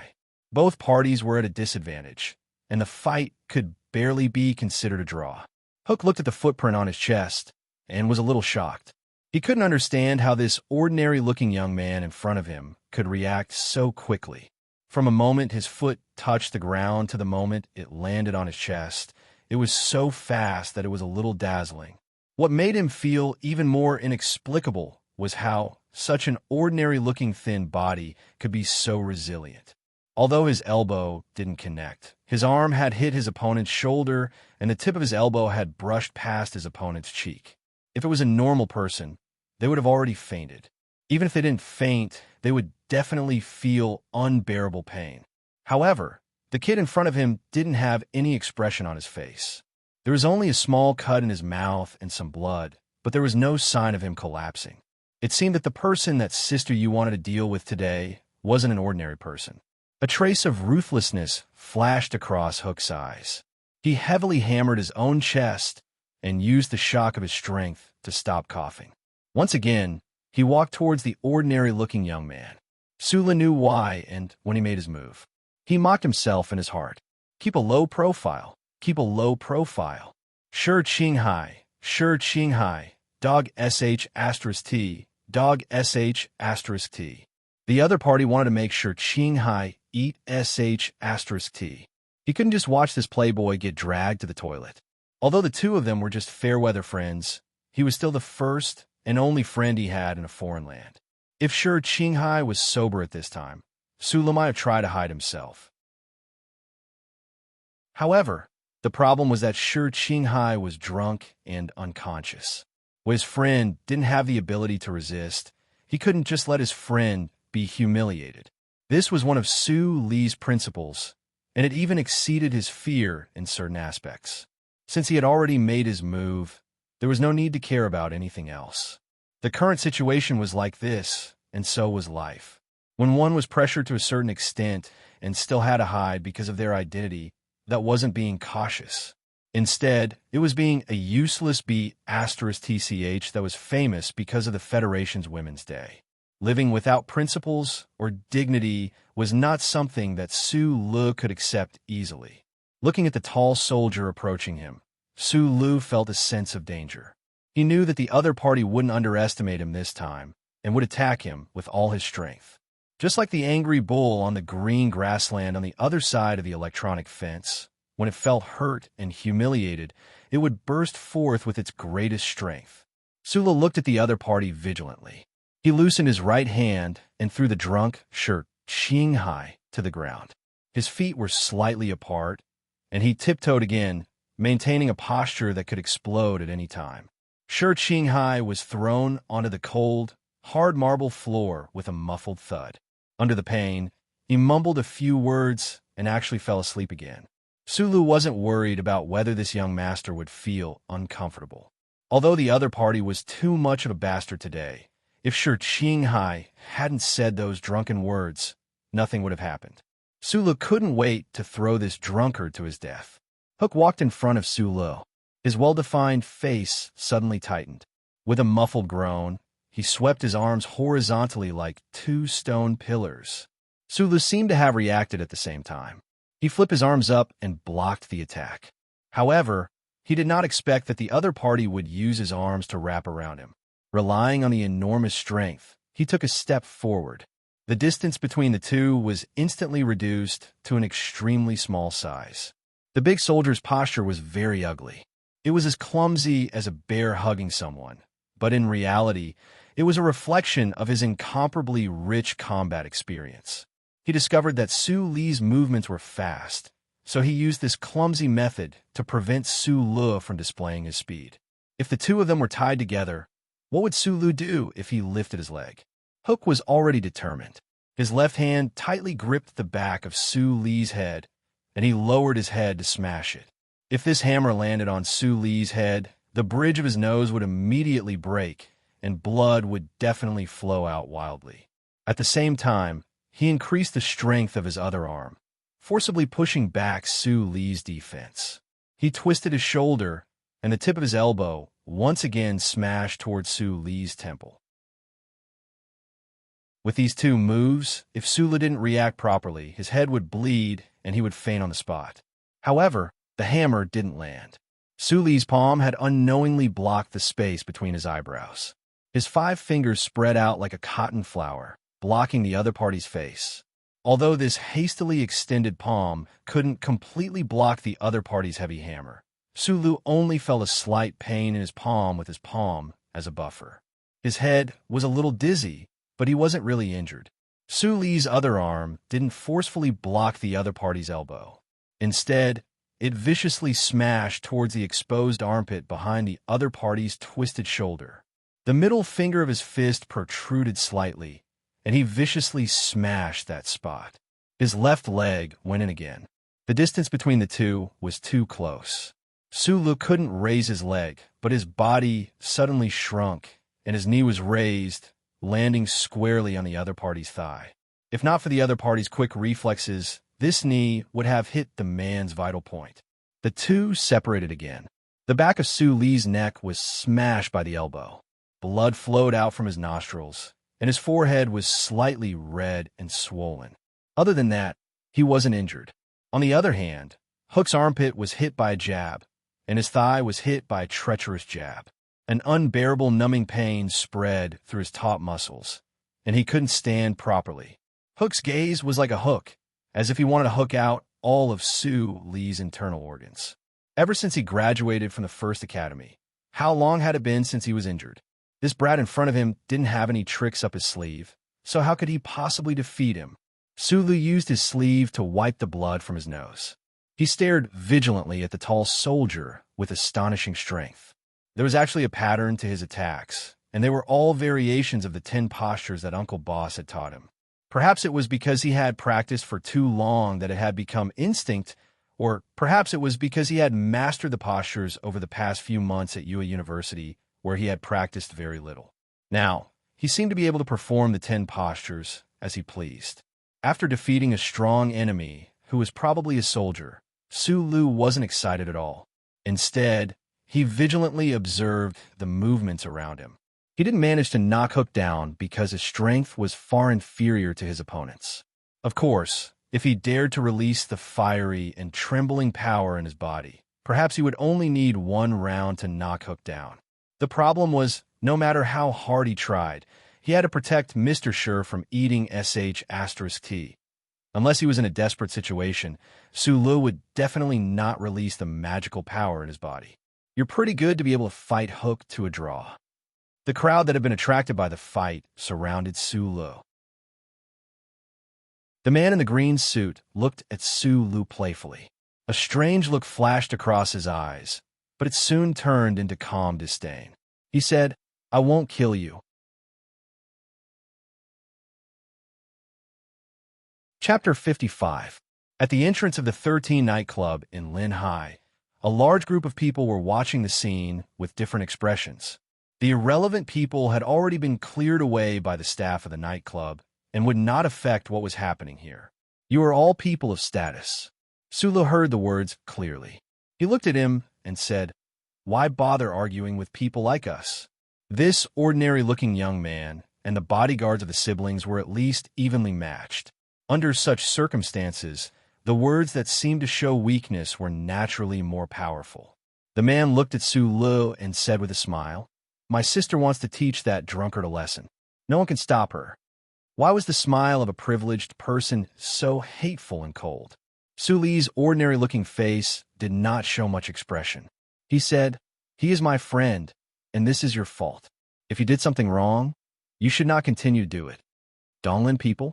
The man recognized Suli's accent and said, "They say that Donglin people are like rocks in the toilet, smelly and hard. It is true. But even if you are a rock, I will crush you today." The nightclub owner had been quietly accompanying the man. He said softly, "Major Zoe, these two people ruined your mood. Why do you have to do it yourself? Let's deal with them." Zoe Yu, the current major of the operations department of the 3rd Military Region, was able to get such a rank at his age and sit in such a position. His family was naturally very powerful. According to reliable sources, the father of this pair of siblings should be the deputy director of the logistics department of the National Defense Department. The nightclub owner had received a hint from some people in Lin Hai and deliberately made friends with this young major. At this time, he carefully asked for help. He was worried that the young major would think that he was a busybody, because after all, he rarely interacted with people in that circle. The nightclub owner had never thought that the young man in front of him could fight against the siblings. So what if he could fight? Today's society relied on strength, and strength was definitely not the ability to fight. Thank you. Zoe understood the meaning of the nightclub owner's words. He gently smiled and pointed at Su Li's nose and said, I don't want to waste too much time. Why don't you step aside? I'll treat this drunkard to shit, or you can eat it for him. I don't have a habit of eating shit. Su Lu wiped the blood from his nose. Looking at the people surrounding him, he finally couldn't control the anger in his heart. No matter how weak they couldn't let others bully them all the time. He stared at the siblings and said in a deep voice, if you have a habit of eating shit, you can show it to me. Hearing this, Major Zoyu's face darkened. This time, the brother and sister came to Linhai mainly to see if there was an opportunity to arrange a chance encounter with that important person and re-establish the friendly relationship they had in the past. Originally, they wanted to keep a low profile, but they didn't expect that they would meet a tough opponent today. It was just that these people had always looked down on ordinary people, not to mention that he had always doted on this proud and arrogant sister of his. Zoyu's face instantly darkened. The bodyguard-like people around him became even more gloomy, like dark clouds that were full of rain on a cloudy day. They took out pistols from their arms and pointed them at Su Li's head. For pistols were pointed at Su Li's head, and the triggers could be pulled at any time. This scene shocked everyone present, especially the escorts from the nightclub. After all, this was the capital Ring's S1 Linhai state. The scene of guns being drawn in public was extremely shocking. Su Lu looked at the 4 black barrels pointed at his head. Of course, he was scared because he realized that these powerful people on the capital planet didn't seem to take human life seriously. They might actually dare to shoot. His face was slightly pale, but a bitter smile appeared on his lips. In the past 6 months, this was the 3rd time someone had pointed a gun at his head. Could it be that his fate was destined to not be able to escape from these tragic things? I don't know who you are, but as I said before, you must be people of status. The Federation is a society ruled by law. How bad is the impact of pulling out a gun in public? Will the elders in your family allow you to do this? Su Lu clenched his fists tightly and didn't dare to move as he spoke to the man in the green suit. This sentence was exactly what Zoyu was thinking, but this major wasn't prepared to change his way of doing things. This was because at certain times, especially in front of unfamiliar people, their reputation was the most important. Reputation often represented power or influence. Hook retreated to the Zhou sibling's side and frowned at the scene before him while rubbing his aching armpit. On the other side, the student from Yue University, the son of a Linhai state senator, seemed to want to say something, but he was scared by the guns and kept quiet. At this moment, it seemed that no one could save Su Lu, or rather, no one could change Shi Qinghai's fate of eating sh*t. Zoe was the woman in the red trench coat. Her hair was soft and wavy as it draped over her shoulders, but her personality wasn't soft at all. Looking at the pale-faced Su Lu, her heart flashed with a trace of perverted pleasure. She admired this young man's stubbornness to not admit defeat, so she liked this kind of Donglin stone to show a frightened expression under the muzzle of the gun. She looked at Su Lu with disdain, tightened her trench coat, and said mockingly, "What era is it now? You still want to live by relying on your fists? I like you. Kneel down and kowtow, and I'll let it go. But that drunkard won't be let off so easily." When she said this, Hook's expression changed, but he didn't say anything. Su Lu pursed his lips tightly and squinted his eyes at the siblings outside of the gun's line of sight, as if he wanted to remember their faces clearly. Under such circumstances, an ordinary person like him had no other choice. Even if he released the tremors in his body, how could he dodge a bullet? The Federation strictly controlled firearms. Who would have thought that the people around the siblings would carry guns, and even dare to take them out in public like this? I won't kneel because I didn't do anything wrong, and you are my parents. Su Lun narrowed his eyes and stared at the man in the green suit who was in control of everything. He said, "Unless you beat me to the ground, or you can try to kill me with a single shot." This was a gamble. He was betting that these people with status wouldn't be willing to get into trouble because of a nobody like him. Zhou looked coldly at the stubborn Su Lu. He didn't know why this person was so scared, but he still insisted on stubbornly holding on. Donlin's rock, he really lived up to his name. A fist landed heavily on Su Li's abdomen, and the pain almost made him vomit out the food in his stomach. Since he would only kneel after being beaten to the ground, the people around the Zhou siblings naturally wouldn't be polite. They threw punches and kicks at Su Li's body. Anyway, under the threat of the gun, this guy with the Donglin accent didn't dare to resist. In just a short period of time, Su Li's body was injured a lot.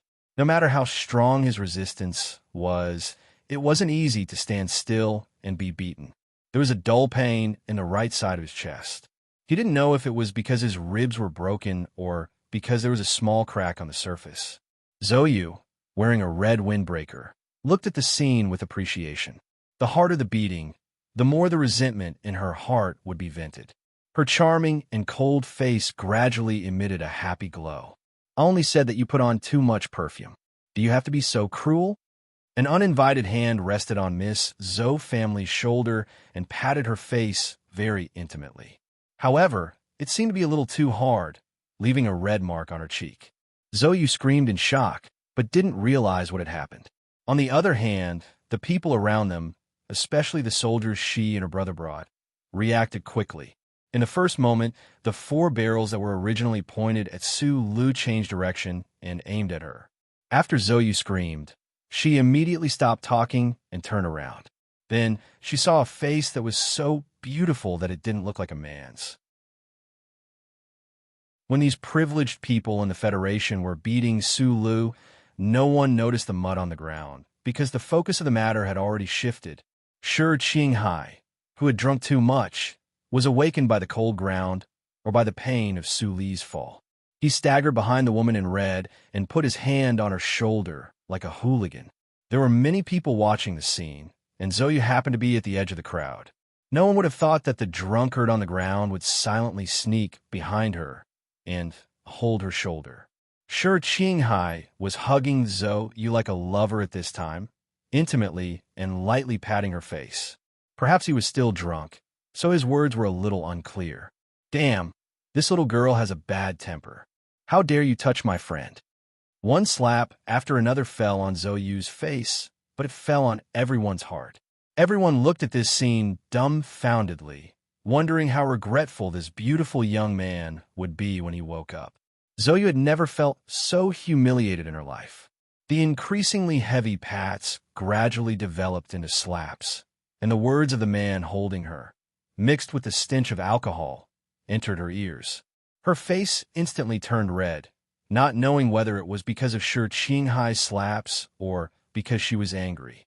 She looked at the bodyguards in front of her, who were pointing guns at her, and screamed, "Kill him! Kill him!" No one dared to do anything, even her own brother, who just looked in this direction indifferently, watching the increasingly heavy palms falling on his sister's face. This was because they realized that the drunkard holding the little girl of the Zhou family seemed to have lost his mind. His entire weight was placed on Zhou's delicate body. The worst thing was that the drunkard's half-unbuttoned suit revealed a small leather accessory, which everyone was very familiar with. It was a holster. Major Zhou's eyes were extremely cold. He looked at the drunkard holding his sister hostage and said, "I'm Zhou, the staff officer of the 3rd Military Region's Operations Department. May I ask who you are?" Chapter 56. Shi Qinghai ignored the guy with the onion in his nose. He looked at Su Lu drunkenly and asked, "Are you okay?" Su Lu shook his head and looked at the familiar yet strange face. He suddenly shouted, "Are you King drunk or sober?" Shi Qinghai was really drunk, at least in the beginning. As for how much he had sobered up, no one knew. However, everyone knew that a drunk man with a gun did not have much rationality. None of the people surrounding the two of them dared to take the risk. Zhou opened his mouth to ask, but Shi Qinghai ignored him. This humiliation, combined with the palm that landed on Zhou's face, made everyone's expression turn extremely ugly. "Let her go, or you'll regret it when you wake up." Zhou controlled his emotions and said calmly. This kind of threat was actually not a good one, but facing a drunk man with a gun, he didn't have any good ideas. First, he had to solve the current situation and ensure his sister's safety. You want me to eat sh*t? You want my brother to kneel? Sure, Qinghai still didn't pay attention to him. His body reeked of alcohol as he hugged the trembling, red-clothed woman. He stopped slapping her cheeks and said, "You foreigners are really used to running amok. You actually came to Linhai to put on airs. I told you that you didn't want to admit defeat after using too much perfume. Except for the women in the 13 avenues who use DVC like you do, who else would use it like you do?" The 13 Avenues was a famous street for high-class prostitutes in the special administrative region of the capital. It was said that the president's aides and officials of various ministries and commissions liked to hang out there. Sure, Qinghai's words were extremely vicious, comparing the Zhou family's miss to a high-class prostitute. Su Lu, who was wiping the blood, only noticed that Sure Qinghai had changed from calling him a friend to a brother. His arms slightly stiffened. "Tell me your name. It's not good to bully a woman." Zhou Yu's eyes twitched, but he still said calmly, "You have to solve this problem. If you let the government handle it, I believe you'll suffer more. All my life, I only know how to bully women." After drinking, Sure Qinghai was even more like a hooligan than usual. He stretched his neck and rolled his eyes, as if it was the first time he heard that person speak. He immediately spat. "What? Are you going to bite me?" Zoe was so angry that he laughed and praised. "Very good, very good." At this moment, Hook, who had been silent all this while, suddenly spoke. "You're Sure Qinghai? He's one rank lower than me, but he was a famous figure of the academy back then. Everyone, from the principal to the teachers, liked him very much. Now that he had graduated so many years ago, he should be doing well in Linhai. As for which bureau, I'm not too sure." Hook recognized Sure Qinghai, who had graduated from the same school as Zhou Yu. He whispered in Zhou Yu's ear, "When we were in school, no one was willing to provoke him. No matter if it was in terms of fighting, marksmanship, or mental strength, not many people were his match. Fortunately, this person doesn't have any background, so he won't cause too much trouble." Hearing this, Zhou Yu calmed down. He looked coldly at Sure Qinghai, who was behind his sister and had a score in his heart. A top student from the academy, no matter how drunk he was still rational. This made his biggest worry disappear. He looked at Sure Qinghai and smiled. "Let go. I'll count to 3. If you don't, my people will shoot. Maybe they won't shoot you, but maybe they'll shoot your stone-like friend, brother. Well, I'm sure the brother you're talking about won't be so cheap. Besides, I believe in your judgment after you're drunk. You should be able to guess who we are, and you should know our abilities. Hurting us is something you don't dare to do, because you know how terrible the consequences will be." After saying this, Major Zhou Yu saw the worry in Sure Qinghai's blurred eyes. He knew that he had made the right bet. No matter how drunk this drunkard was, he still had some rationality. "I'm Sure Qinghai, the head of Section 4 of the Linhai Field Office of the Federation's Investigation Bureau." Sure Qinghai's voice was dry because of the alcohol. He stared at the man, and a work permit appeared in his hand next to the woman's cheek like magic. Major Zhou Yu smiled, even more happily. First of all, his opponent was gradually sobering up. More importantly, he was just a small head of the Federation's Investigation Bureau, so he had no reason to back down. At this time, he ignored the previous humiliation and counted with a smile. 1, 2. After sobering up, Mr. Sure naturally didn't dare to take out his gun and kill the brother and sister.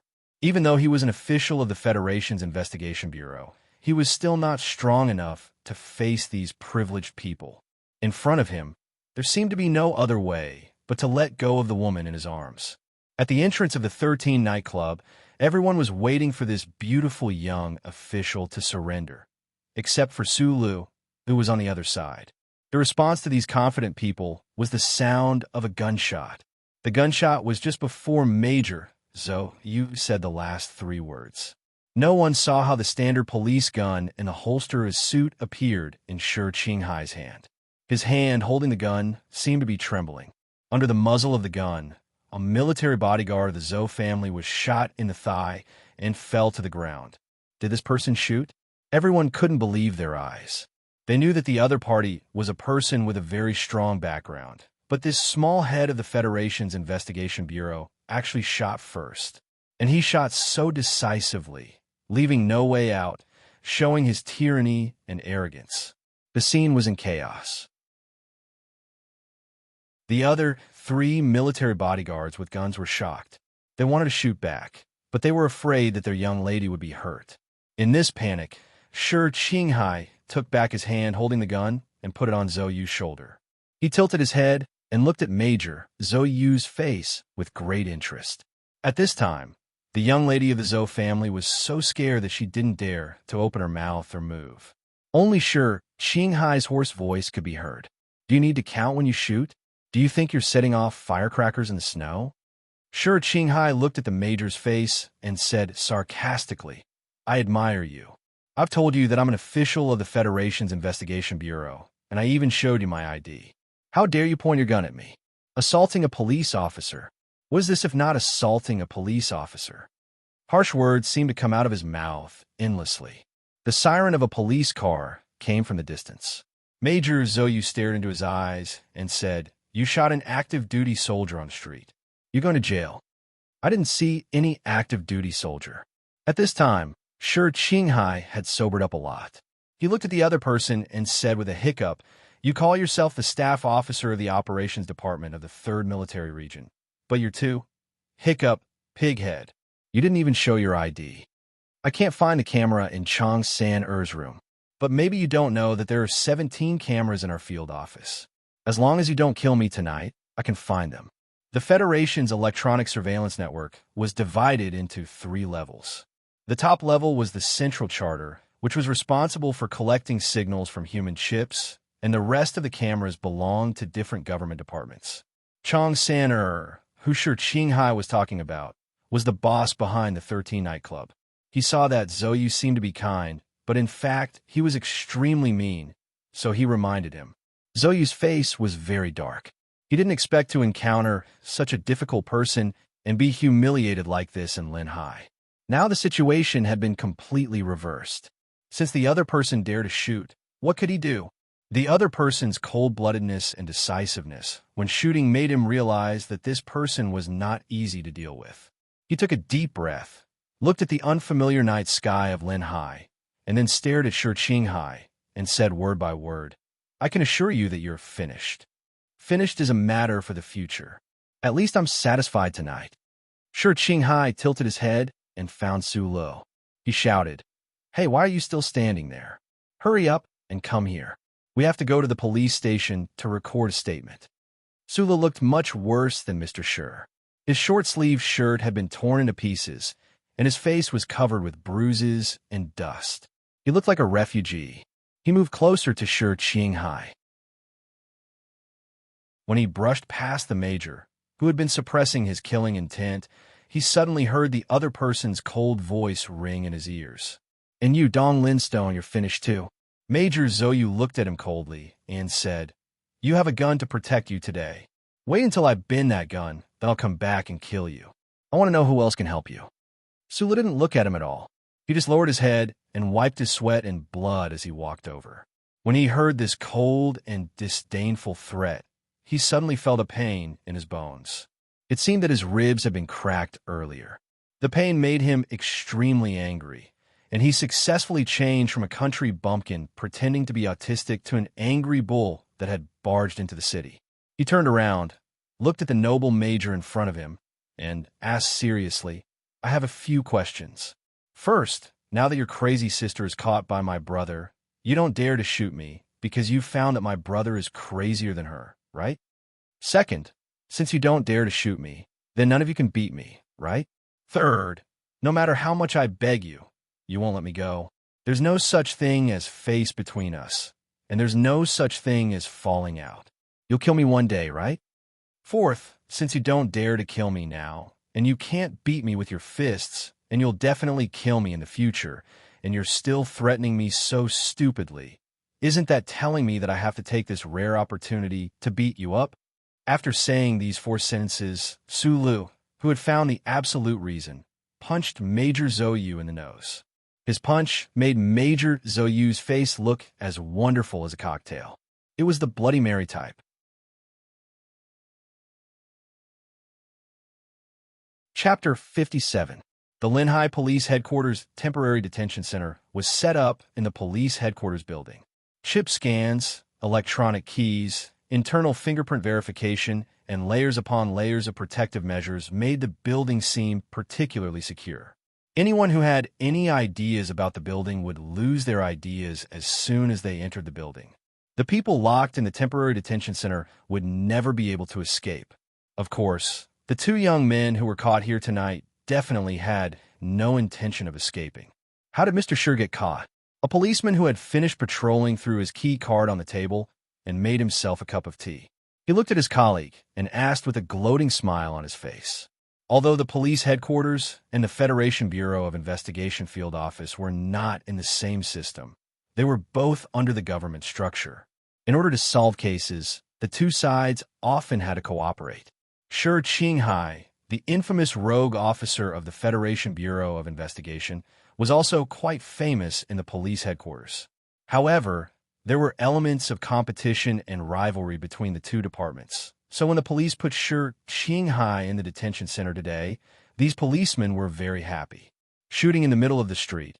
I heard that the other party is a big shot with a strong background.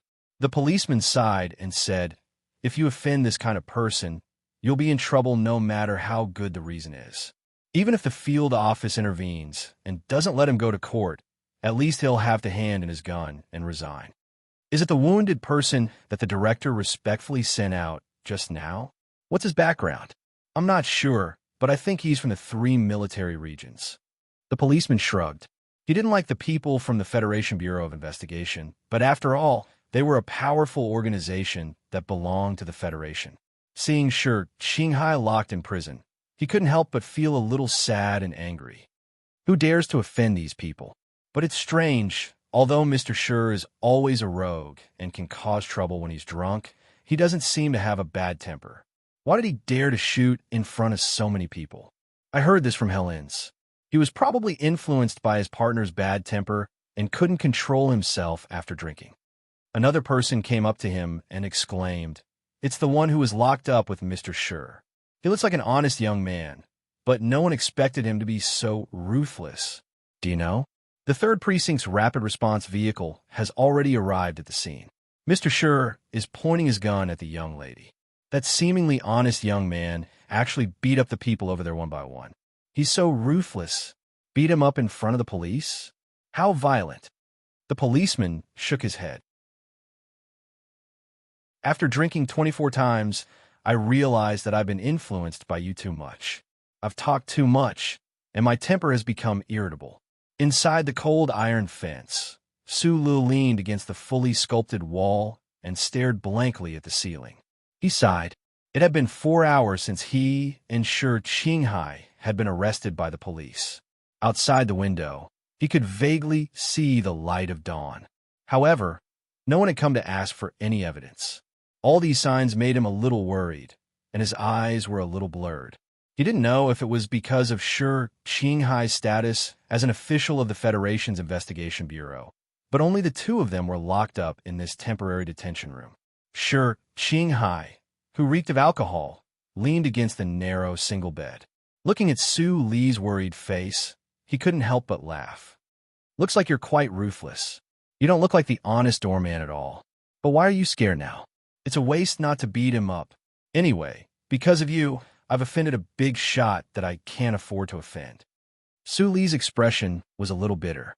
He thought to himself, if I could leave the police station, would I have to start running again? But he had just settled down in Yue University, especially since there was knowledge that he liked here. He might come in contact with things that he hadn't come in contact with yet.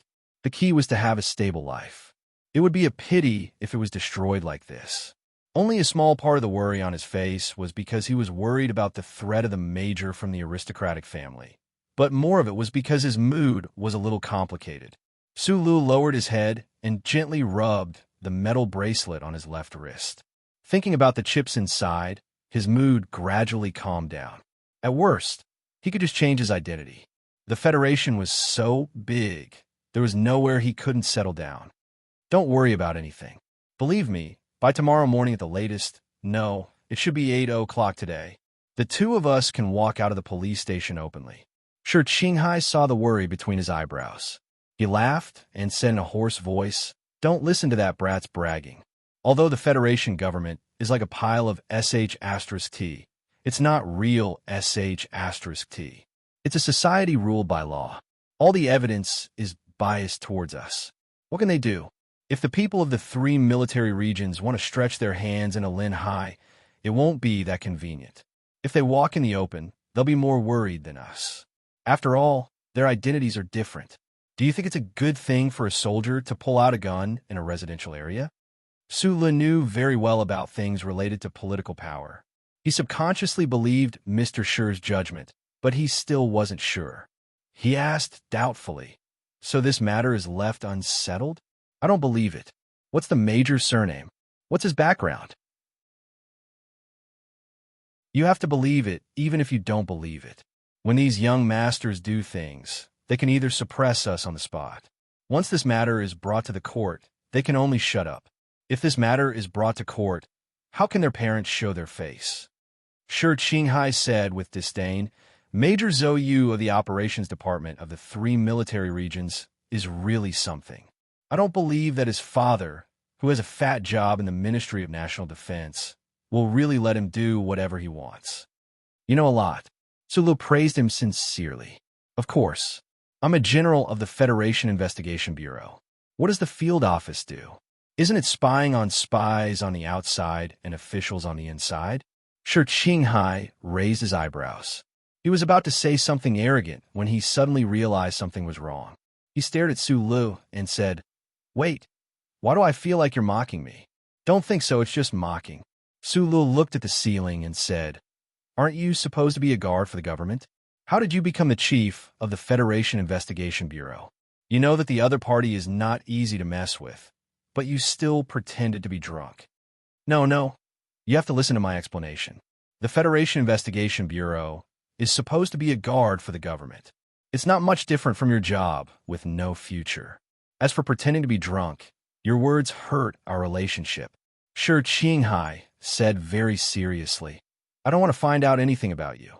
Even if I wanted to test you, I wouldn't use this pair of bastard siblings as my arrows. I don't have any secrets." Sula finally got angry. After drinking for dozens of days and working with an outsider under the breath of life and death, he and Shi Qinghai could not be close. However, Shi Qinghai always looked at him mysteriously every time, and he was a little sensitive to the meaning hidden in his eyes. "Nonsense. You're just a squat soldier. How could you beat up an expert from the military security office? Don't forget, that person is my senior, a graduate of the 1st Military Academy." Shi Qinghai looked at him mockingly and waved his hand. "If you say you don't have any secrets, I won't believe it even if you kill me. But I'm too lazy to care. Today, I fired a shot in order to protect you. Even if the other party wants to deal with it secretly and not openly, I reckon I won't be able to keep my job. Brat, you don't feel sorry for me and tell me a good story. That's another matter." Sulu stared at him angrily and said, "You have to understand. That crazy woman wanted to feed you shit, so I stopped her. How come I owe you a favor in the end? Besides, what does it have to do with me if you lose your job? Do you want me to introduce you to an hourly guard job?" Sure, Qinghai laughed and suddenly looked at him seriously. "I know you're good at fighting, but the problem is that Zoe knows it too.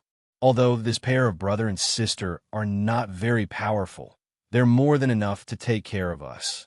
On the surface, that narrow-minded major will definitely cover up what happened last night, but secretly, he won't let us go. I'm sure I'll be kicked out of the investigation bureau, and they won't let you go. Especially that stupid woman." Sure, Qinghai sat up, shook his head, and said, "I did drag you down this time. You have to be more careful in the future. Speaking of which, although that stupid woman is tasteless, her white legs are quite tasty." Sulu was still very serious at the beginning, but when he heard Mr. Shi's boring words, he couldn't help but sigh. He shook his head and said, "It's my bad luck to have met a jinx like you. I've thought about it. If those people really want to deal with me, I can't do anything about it. I'll just hide far away. Don't think too much about it. Just stay in school. The government is very strict with the university town, especially with the recent spread of Carlinism. No one dares to provoke those aggressive students at this time. Although you're a gatekeeper and auditing student, if you hide in UA University, no matter how powerful you are, you can only wait outside for the time being. How powerful is the Zhou family? Sula had to figure out how powerful the people who wanted to kill him were. Suddenly, he thought of a little girl's clean face and asked curiously, 7 big families? 7 big families? Shi Qinghai lay down, crossed his legs, and said mockingly, why would that kind of people go to a place like 13? Why would they let people see how powerful they are? Only upstarts like the Zhou family would get involved with 2 hooligans like us. They don't think it's embarrassing. I'm not a hooligan, you are. Sula felt that talking was too tiring.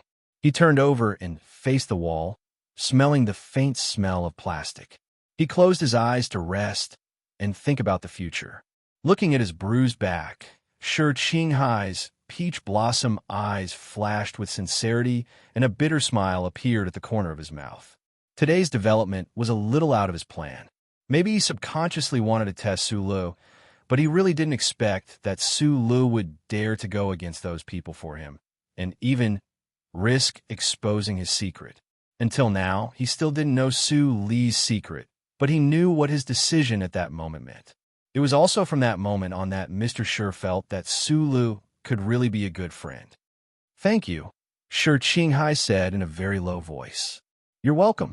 It's what I should do. Sulu didn't turn his head and said, if it was some other innocent bystander who was dragged to eat shit, I wouldn't care, so you don't have to thank me. Shi Qinghai smiled and said, I understand. The 3 young men who serve the citizens promoted by the president's office are you. But you really won't tell me about your adventures?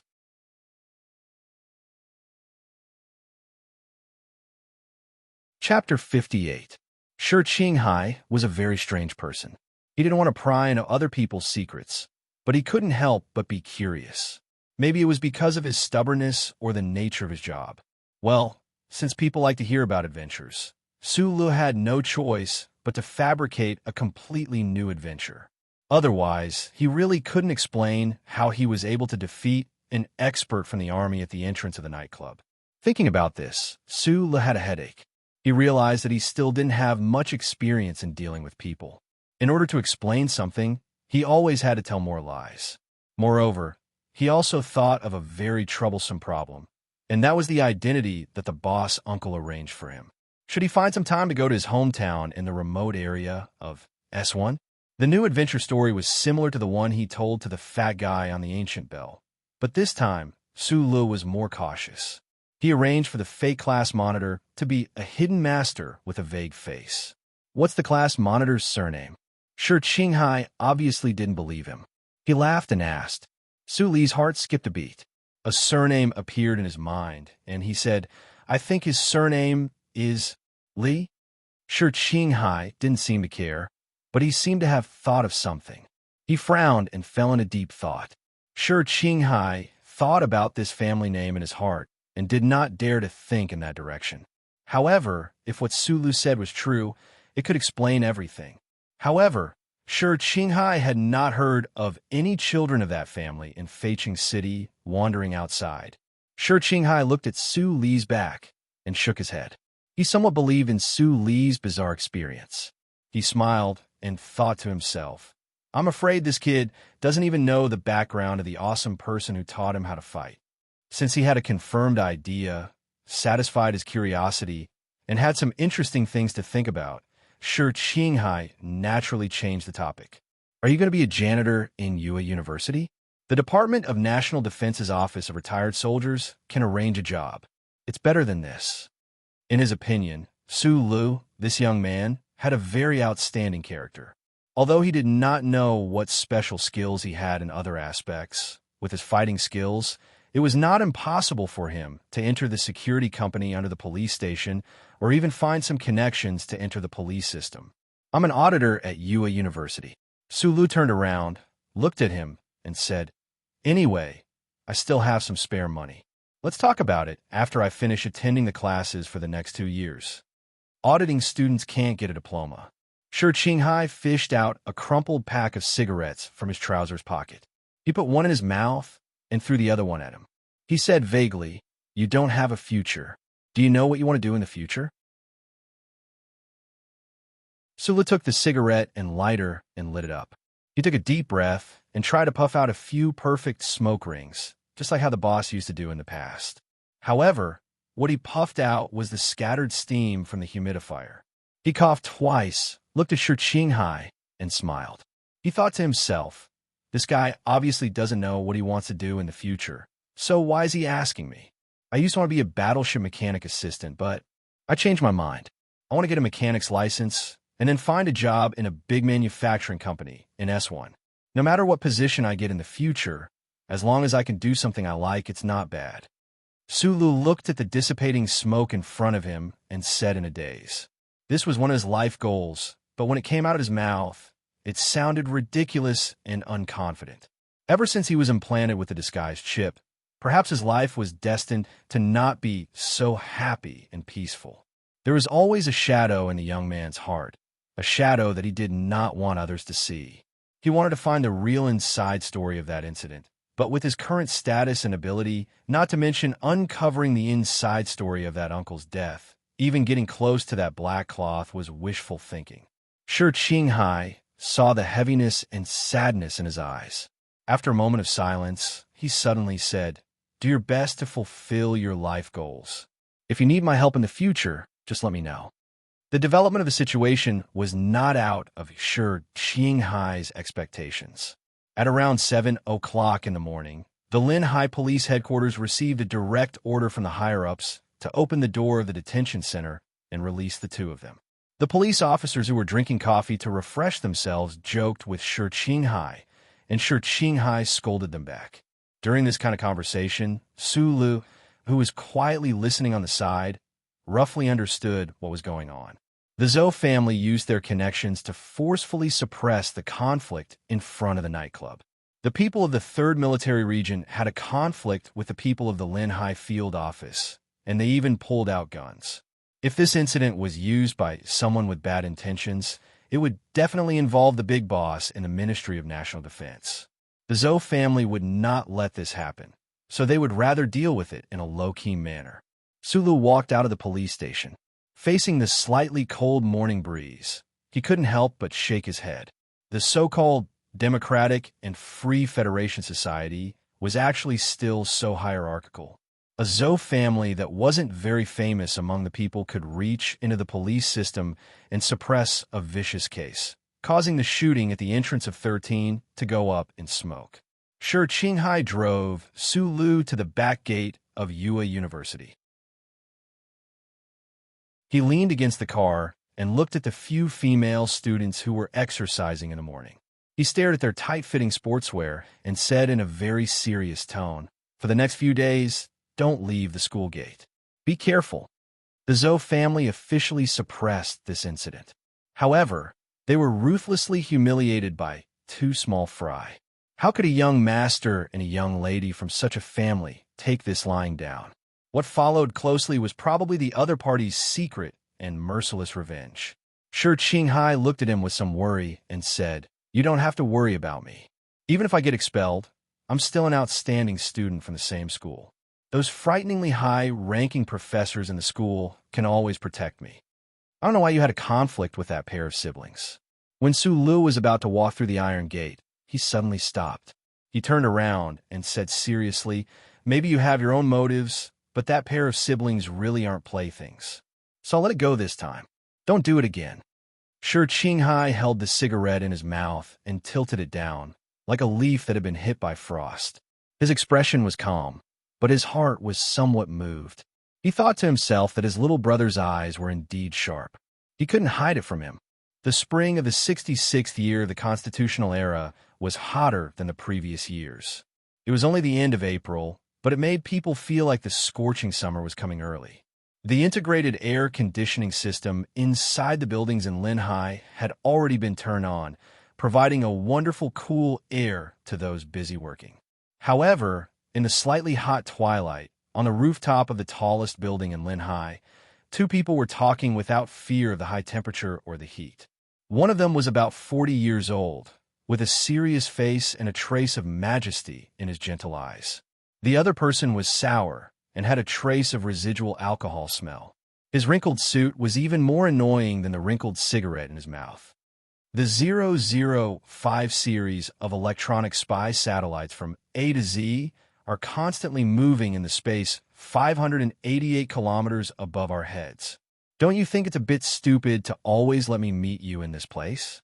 The rooftop is indeed high. It's a 40-story building, so I'm not afraid of people seeing my face with binoculars. But the problem is, do you know how hot it is here? How cold is the winter? You don't allow me to take the elevator. How tiring is it to climb up the stairs? And how uncreative is this kind of meeting place? Shi Qinghai looked at the middle-aged man in front of him and said angrily. The eyes of the middle-aged man in his 40s did not shift in the slightest as he coldly stared at Shi Qinghai's face. He suddenly opened his mouth and said, "For the past 2 years, you have never complained. Now that you know you did something wrong, you want to seize the initiative to gain this psychological advantage? Give up this idea. Don't forget that I taught you psychology." Shi Qinghai laughed at himself. He put the cigarette in his mouth and took a puff. Looking back at the city at dusk, he felt that the city was becoming more and more like a monster. If he didn't escape, he was afraid that one day he would be eaten. "What happened last night?" The middle-aged man asked sternly. "Do you know how many connections the organization used to keep your position in the investigation bureau? And they couldn't let others know. The cost was 60% more than the budget." The cigarette in Shi Qinghai's mouth trembled slightly. He didn't turn around. When he heard that he wasn't fired, there was a trace of sadness and disappointment in his charming eyes. When he turned around, the emotions in his eyes were all gone. He said calmly, "The Zhou family and the Crown Prince used to have a good relationship. They came to Linhai this time to see the Crown Prince. Since my goal was to prevent the Ministry of National Defense from establishing a good relationship with the Crown Prince, last night's action was naturally for this purpose. So don't blame me." The supreme leader of the Federation was the president. The passage of relevant budget bills was handled by more than 300 members of the management committee, and the adjudication of cases was handled by the court system. The imperial system that appeared occasionally in the long history of the Federation had ended 37 constitutional years ago. Of course, there was no emperor in this society. Of course, there was no such thing as a crown prince. The crown prince that Shi Qinghai and the middle-aged man were talking about was obviously a code name. Of course, they couldn't be talking about the crown prince of the empire. It was said that the current emperor of the distant interstellar empire only had one daughter. But what kind of person could make the Zhou family travel thousands of miles to Linhai just to see him? What kind of person could be called the crown prince by Shi Qinghai? The middle-aged man lowered his head and thought for a moment. He seemed to accept Shi Qinghai's explanation. Suddenly, he said, "Who is that guy called Sulu? What's your purpose for getting close to him? Do you need to put it on record?" Shi Qinghai frowned slightly and spat out the cigarette in his mouth. The red butt of the cigarette splashed out sparks on the ground. He narrowed his eyes and looked at the middle-aged man. He said seriously, "That's my personal friend. I'm warning you." Shi Qinghai's warning seemed to have worked. The middle-aged man didn't continue to ask this question, but his tone became very strict. "Many years ago, when you were willing to join this great cause, you had already made a promise. You don't have the right to have friends, and you can't have friends. At that time, I didn't understand friendship." Shi Qinghai didn't care about him and answered indifferently. The middle-aged man looked at him quietly. Suddenly, he asked, "When you opened fire last night, did you want to quit the Federation Investigation Bureau? I know you've been working hard these past few years, and you've been passively resisting the orders of the organization for the past 2 years. But don't forget, the future of the Federation requires you young people to fight and work hard for it." Shi Qinghai was silent for a long time. Then, he said in a low voice, "Yes, Director."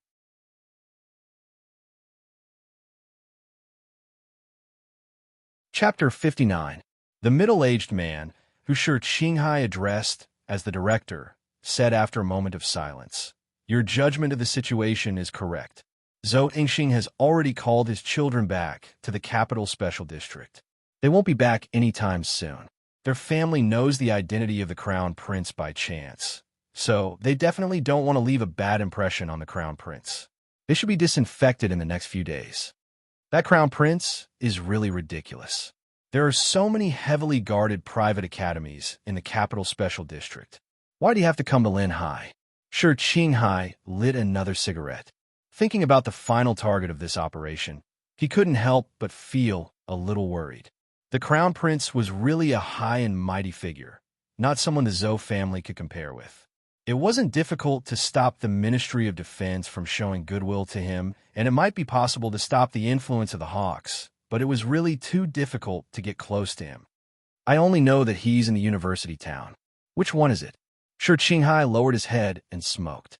He subconsciously kicked the wall behind him, shaking off the dust on his leather shoes. "I don't know how many blockades there will be around such a person. Even if I can arrange some kind of coincidence, I don't know how old he is, what his temperament is, where he lives, what his route is. How can I get close to him? I don't even know what the crown prince looks like." The latest information came back. He's between 17 and 19 years old, because his family hasn't held a coming-of-age ceremony for him yet. The director said seriously, "Don't even think about three-dimensional imaging. There's not even a picture of him in the outside world. At most, there's a portrait that can be taken orally, but it's very distorted.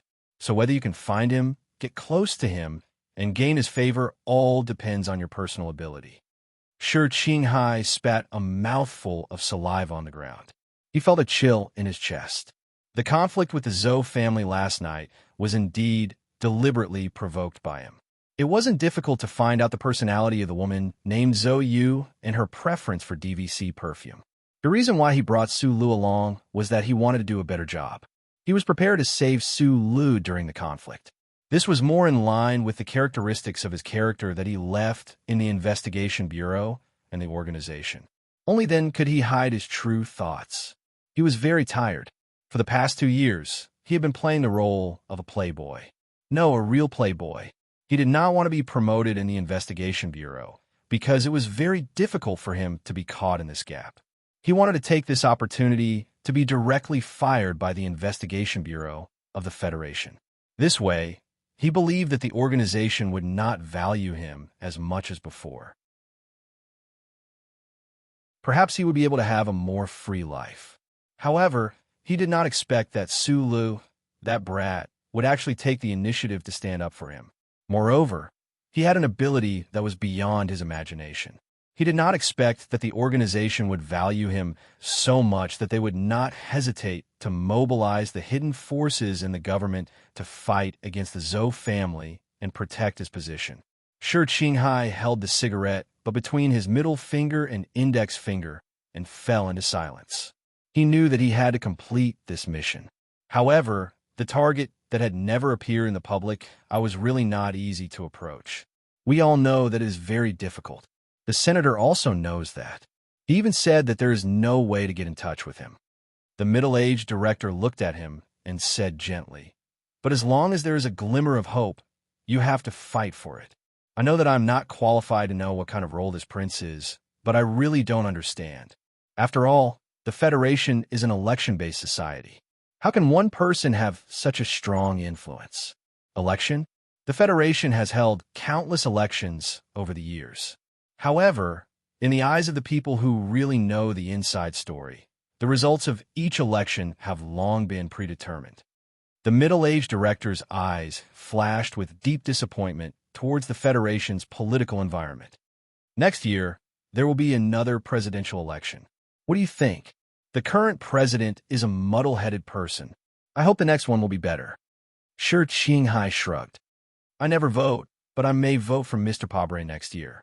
It is not certain whether Pabre will participate in the election." The middle-aged director was obviously not surprised by Shi Qinghai's choice.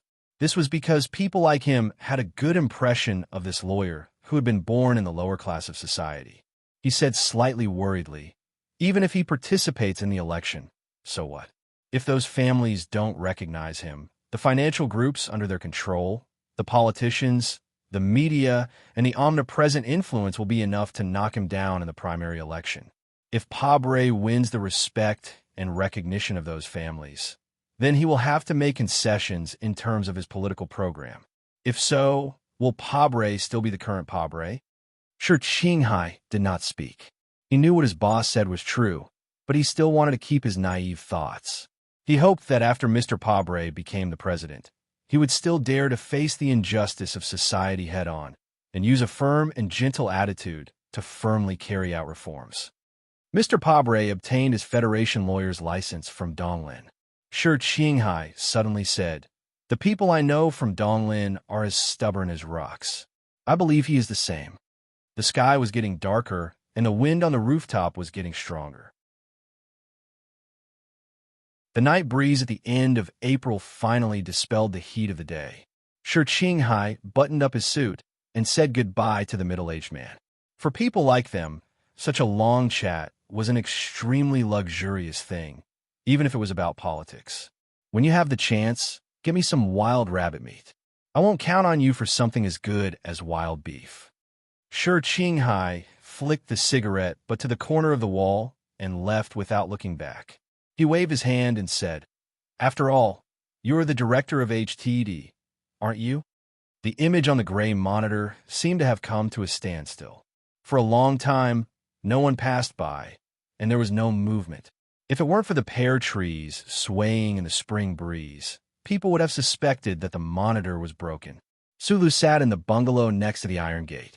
He glanced at the monitor from the corner of his eyes, and then looked through the large, transparent glass at the quiet street outside the university.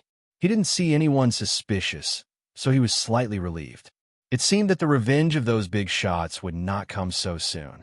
When he returned to UA University in the morning, Su Lu deliberately strolled around the four most famous fountains on campus.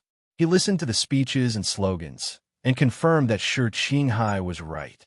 Although not many students were attracted by the speeches and were still focused on their homework, the atmosphere in the university was still a little tense. Sula listened for a long time with curiosity. Only then did he find out that the annual George Carlin Day was coming. The Education Department of the Federation government and the Investigation Department of the Federation were very vigilant, afraid that some kind of spark would burn into the university. Under such circumstances, no matter how arrogant the Zhou family siblings were, they wouldn't have the guts to barge into UA University to deal with him. Otherwise, if they caused some kind of trouble, no one would be able to bear the consequences. Sula had no interest in politics. After searching the internet, he had a preliminary understanding of the somewhat familiar name George Carlin.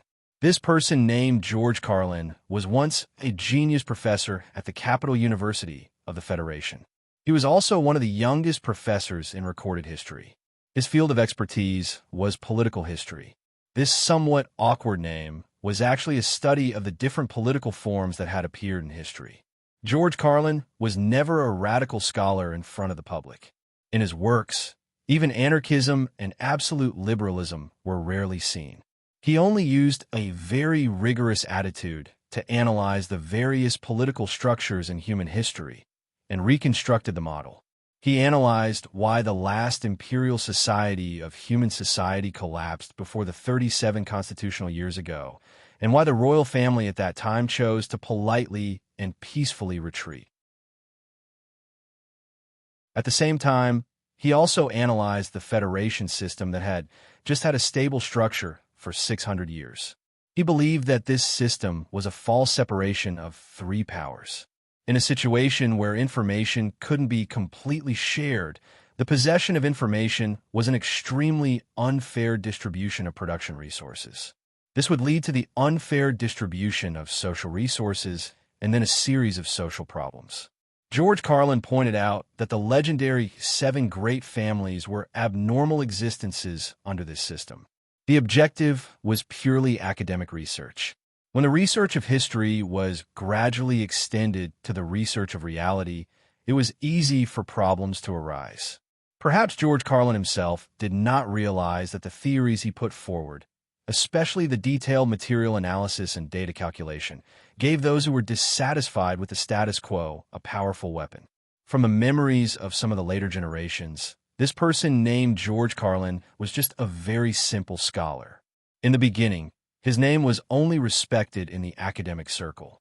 Ordinary citizens of the Federation weren't willing to look at those incomparably boring lists of numbers. They only wanted to see the conclusion. Therefore, George Carlin's influence wasn't displayed much. The Federation still peacefully and naturally allowed him to publish his academic works. However, all of this changed in the 36th constitutional year, because on the 19th of May of that year, George Carlin was invited to attend a meeting of a certain government department. Midway, he mysteriously disappeared, and since then, no trace of him could be found. George Carlin disappeared for 30 years. Gradually, some people took notice of his works, and even more so of his mysterious disappearance. A story with a hint of conspiracy was enough to attract the attention of countless ordinary people. This was especially so for the anti-government side, who had just disbanded their army and given up on violent resistance. They seized this opportunity and adopted George Carlin's theory as their political program. Under the slogan of eliminating the injustice of the Federation society, demanding greater transparency, and investigating the insider trading of the 7 great families, they participated in the parliamentary election of the administrative planet S2. From then on, George Carlin was given more color. The pioneer who exposed the dark secrets of the Federation, the courageous scholar, and the like were unknown. Every year, the 19th of May was designated as George Carlin Day. What was absurd was that this bill was actually proposed and passed by the members of the Federation Management Committee. The members of the Federation claimed that they were all believers of George Carlin, while the anti-government members were just scum who used George Carlin's theory. The members insisted that they had nothing to do with the 7 great families. As a result, the citizens of the Federation were somewhat dumbfounded. Could it be that the 7 great families didn't exist in the first place? This person who was revered as St. George was really pitiful. Perhaps he was just too lost in thought and drove into the river. He was just an honest scholar, so how did he end up like this? Su Li's gaze moved to the bottom of the screen. He wasn't interested in politics, and he didn't have a trace of goodwill toward the Federation government. As a result, he actually felt some sympathy for George Carlin. He suddenly noticed an interesting anecdote about George Carlin. He couldn't help but widen his eyes. Why was this argument so familiar?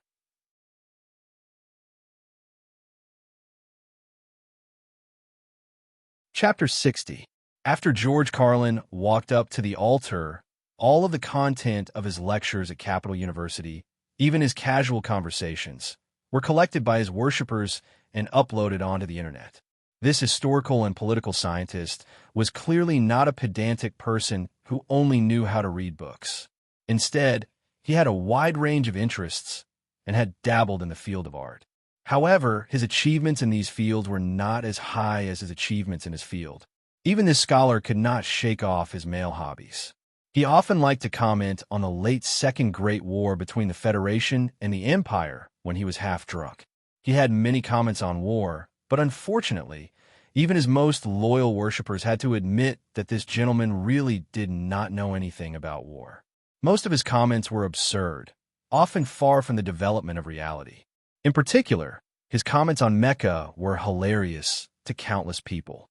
Although individual Mecca are extremely mobile, the amount of energy and ammunition they can carry is seriously insufficient. They are categorized as high-energy, low-energy weapons, definitely not in line with economic principles and political needs.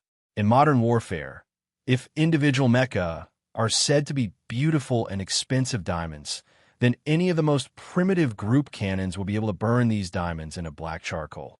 This conversation had taken place at a university cocktail party in the spring of the 27th year of the constitutional calendar, and later became one of St. George's anecdotes.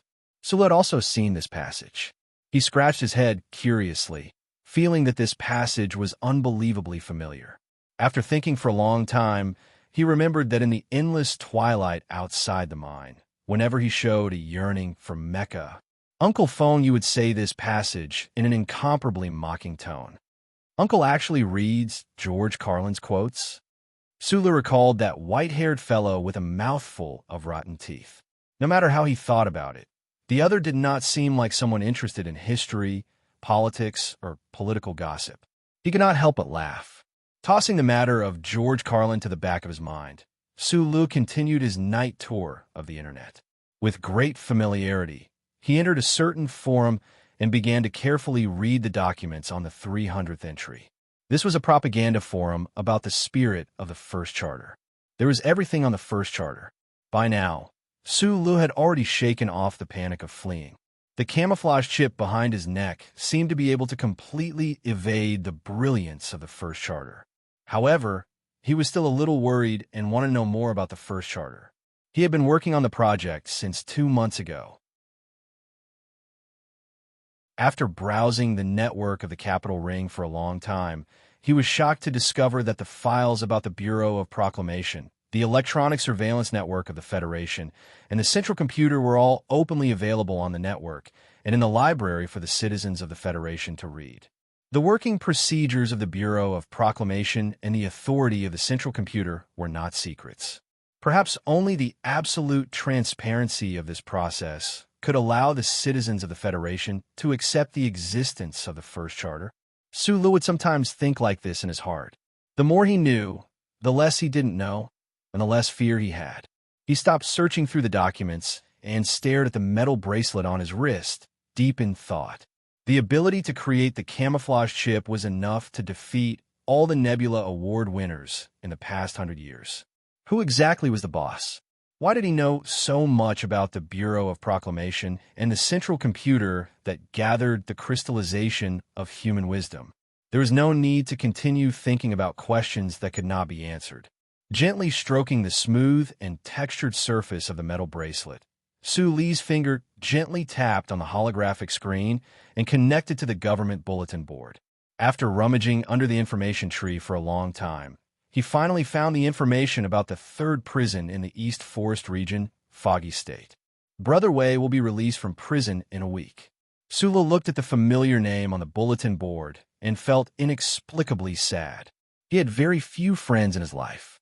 Brother Wei and Chong Zi were two, and Shi Qinghai, who he had just met recently, could barely be considered one. Of course, the boss was one. Xiao Chong, who was not yet 14 years old, was sent to the juvenile detention center. He wondered how anxious his mother would be. What about Li Wei? What could he do after he was released from prison? Would he really become a gangster when he returned to Zhongluo Street? Sulu felt anxious. He lowered his head and thought for a long time. The smile on his face that rarely disappeared at this time. He finally made up his mind and began to look for reliable ways on the internet, hoping to find a way to send a sum of money to Li Wei. The bank card that Feng Yu left him still had more than 3 million Federation coins. This was something he found out after downloading the Sanlin United Bank app a few days ago. He planned to send 1 million to Li Wei, believing that this could help Li Wei embark on a completely different path. From a rational point of view, Su Lin knew that his actions were not wise. If the Federation suspected something in the future, it would be very easy to find out from Li Wei through the financial monitoring system. However, Su Lu just could not watch his friend suffer in a distant place, not to mention that Li Wei was imprisoned because of him. In his opinion, there were many things in this world that were more important. Of course, he would be extremely careful and try not to leave any clues. Thinking of his boss, thinking of Li Wei, thinking of his hometown, Su Lu felt frustrated. After a moment of daze, he took out the name card made of pure natural fiber from his pocket. After glancing at it, he put it away in the metal drawer. He thought of the cute little girl on the spaceship. This name card was given to him by Madame Zhou. Once he thought of the distant and terrifying existence of the 7 great families, Su Li's mood became a little strange. His boss had died at the hands of the 4th Military Region, and quite a few of Silin's soldiers knew what he looked like. If there wasn't a major change in his life, then he would never have dialed the number on the business card. He probably wouldn't have met that little girl again in this life, unless he had a death wish. If there was a day when he really needed to call that number, then it could only mean that in his life, there was already a problem that was more terrifying than death. UA University's West Gate, which had been sealed for decades, was reopened a few days ago. Due to the shorter distance, the students chose to leave the university through the West Gate. Originally, not many people used the back gate, but now, it was even more deserted. It was possible that not a single person would appear for several hours. Only the pear trees accompanied the lonely teenager in the gatehouse. At this time, it was already late at night, and the spring wind quietly subsided. Sulu walked to the middle of the iron gate under the shadow of the pear trees. After locking the iron gate, he returned to his room and swiped his card. Only then did he turn off all the lights, turn on the automatic monitoring device, and walk back to his bedroom. In the darkness, Sulu, who was wearing only a single piece of underwear, did the horse stance for half an hour. He wiped the sweat off his forehead and started revising the 10 stiff mechanical movements. Every time he entered his knee, raised his elbow, and turned his wrist, they were all so forceful and powerful. There was no turning back, and there was no other way to describe it. In the end, he took a shower. Facing the mirror, he used a small knife to scrape between his eyebrows for a long time. Only then did he carry his aching and tired body to bed and fall into a deep sleep. In his sleep, in the darkness, he did not notice that there was an extremely difficult to detect wave on his naked body. It was moving along a certain path, turning back, and finally circling back to its original point, forming a passage, and then continuing. These waves and tremors became clearer and clearer, but also more and more inconspicuous. It was as if they were about to hide under his skin, into his muscles and joints, never to be seen by others again. Life in UA University was unchanging. Every day, Sulu would sit in on class and absorb the knowledge that was digitized and turned into blueprints. That was the most basic knowledge, but also the part that he lacked the most. For years of working as a mechanic had made his practical ability abnormally strong. However, for some reason, the mechanic, Feng Yu, had never taught him any theoretical knowledge. Today, Sulu was in an awkward situation. He knew how to do it, but he did not know why. UA University's professors' dry theoretical lectures just so happened to satisfy his needs in this aspect. Therefore, he lived an abnormally fulfilling life. He only had to wait for the next semester's experimental class to begin to verify the results of his combination of theory and practice. He did not know what Sir Qinghai had been busy with recently. He only came over to say hello one afternoon and then disappeared. Sulu knew that this rogue official had not been fired. He could not help but be surprised at his ability.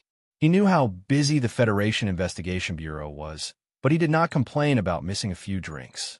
However, for some reason, Sulu was not used to not seeing that guy for a few days. The revenge that the two of them had been worried about, the revenge of that pair of cold-blooded siblings, did not come as expected. However, Sulu still cautiously stayed within the campus, not taking a single step out of the Iron Gate. If this peaceful life continued, Sulu would definitely be very satisfied. He had already bought a summer ticket to the hometown recorded in the chip to take a look. He seemed to have gotten used to his fake identity and did not want to be disturbed by other things. However, on that day, Sulu felt that the campus's atmosphere was a little strange. The students walking between the school's experimental building and the dormitory had a normal expression, but Sulu felt that something was about to happen. Perhaps it was because the principal suddenly appeared in the deserted back door to talk to him. Sulu lowered his head and tried his best to remain calm. Although UA University was not famous, it seemed to have a high position within the government. This seemingly ordinary principal's position was definitely not low. Why would such a person specifically come to the front door to talk to him? At this time, Sulu had already forgotten about the recommendation letter. He could only guess that the principal had come to the back door to investigate something. However, why did he not discover anything? He subconsciously looked out of the window.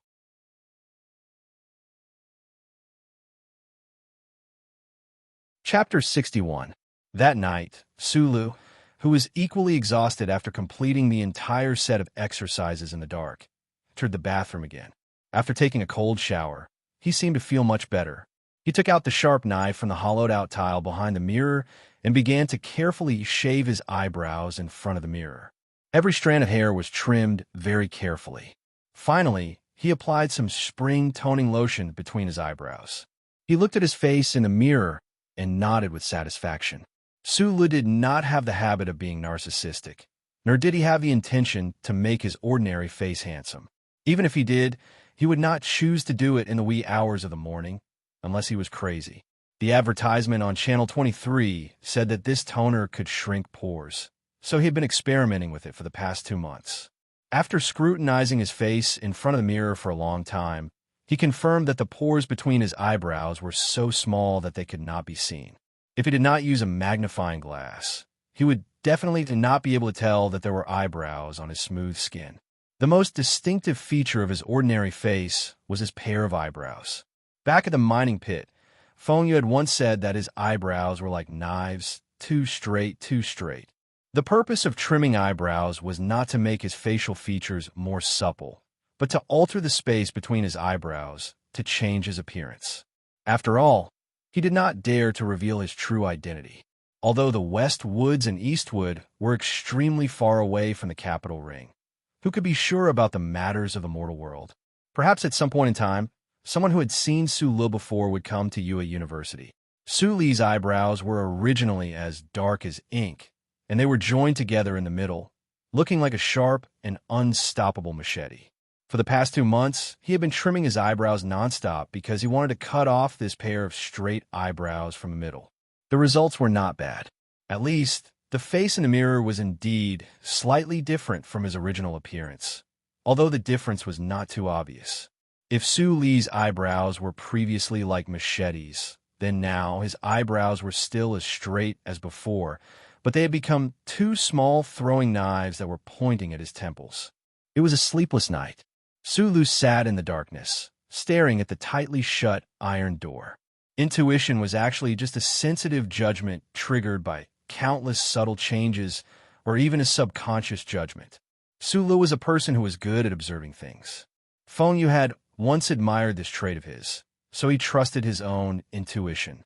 What did the sudden arrival and silent departure of the principal, the sudden reopening of Zizaman a few days ago, and the absolute silence at the back gate of the school mean?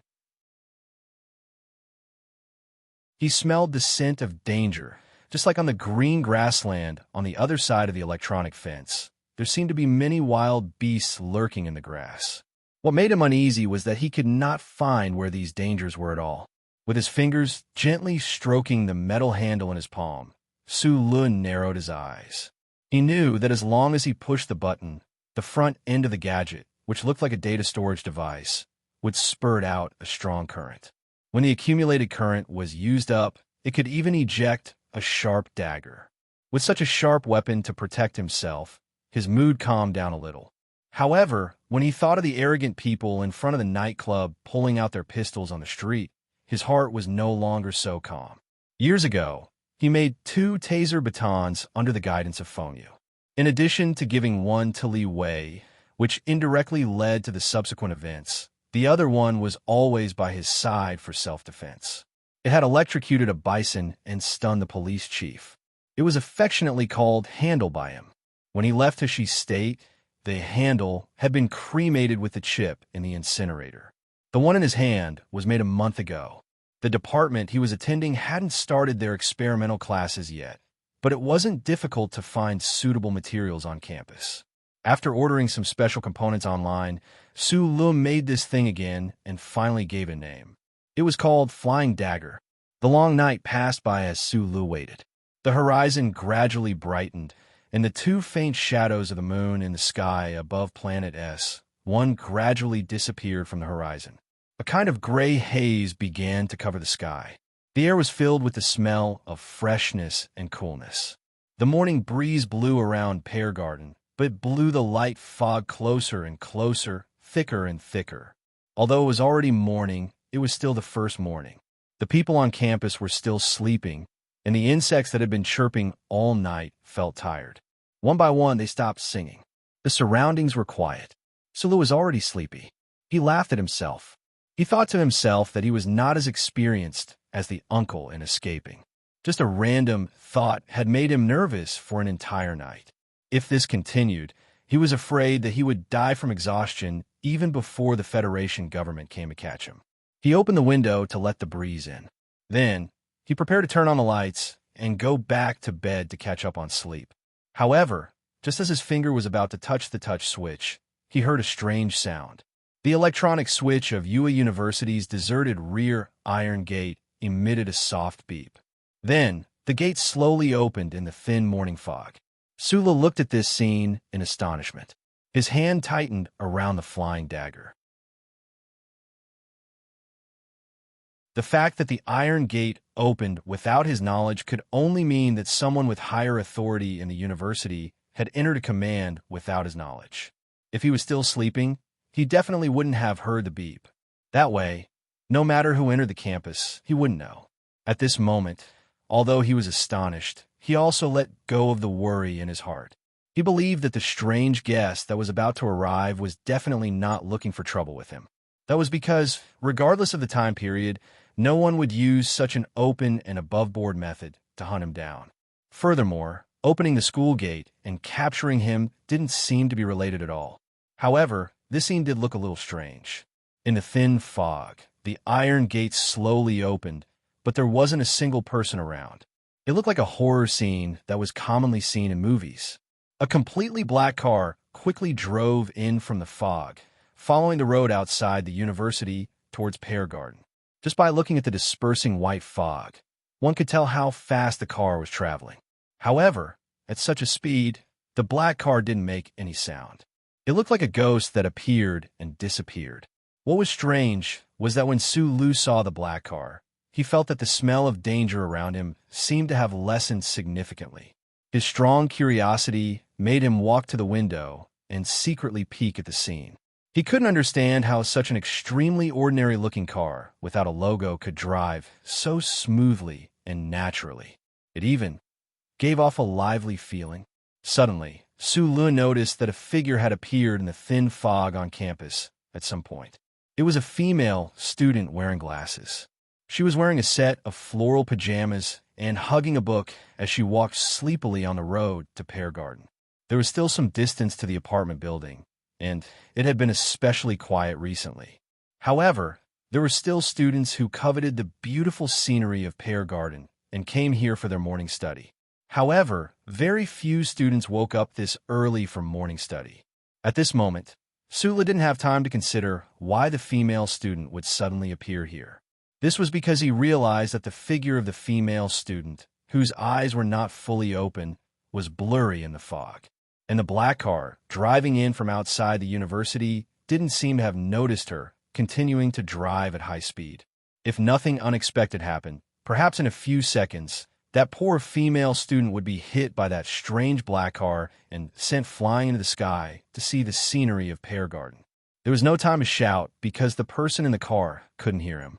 Furthermore, Sulu had a feeling that even if the other party heard him, they wouldn't slow down. As for that sleepy and confused female student, Sulu didn't dare hope that he could wake her up.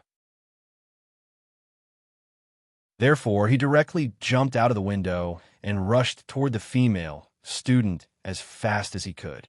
He was even faster than when he was racing with the bison. He directly threw the female student onto the grass by the side of the road.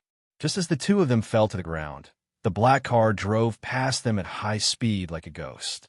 It didn't slow down, didn't stop, and didn't even pay attention to the episode that happened here. It only stirred up a few green leaves on the ground as it disappeared into the foggy campus. The moment Su Lu rushed out, he suddenly felt countless gazes on him. However, following the scene that happened later, those gazes disappeared at the same time. However, at this moment, the youth's mood was somewhat angry. He was angry at that car that didn't care about life or death, so he couldn't care less about these strange feelings. He angrily glared at the back of that black car and cursed under his breath. Zhang Xiaoming endured the pain in her knee and struggled to stand up from the young man's embrace. She glanced in the direction that the black car disappeared in from the corner of her eyes. Incomparable disappointment and anger welled up in her heart. The councilman arranged for her to return to UA University in order to make contact with that person. In order to obtain information about that person entering the campus from the back door in the wee hours of the morning, how much effort did the people of S2 put in? She also understood that this kind of coincidental encounter was too risky, but she had no choice. Just as things were developing according to plan, they were interrupted by an accident. However, when she turned around to look at the person, she was surprised to see a familiar face. Especially the sincere concern on the face and the sincerity in the eyes. It made her remember who the other person was, the person who shared the puppy biscuits with her. Zhang Xiaoming stared into Su Li's eyes in shock. She felt as if Su Li's gaze was like two flying daggers staring into her eyes. For a moment, she panicked and forgot her most important task. At this time, Su Li was also stunned. He realized that the girl in his arms was the same innocent girl he met on the bus when school started. His palm felt very soft to the touch. He then realized that he was still hugging her waist and buttocks.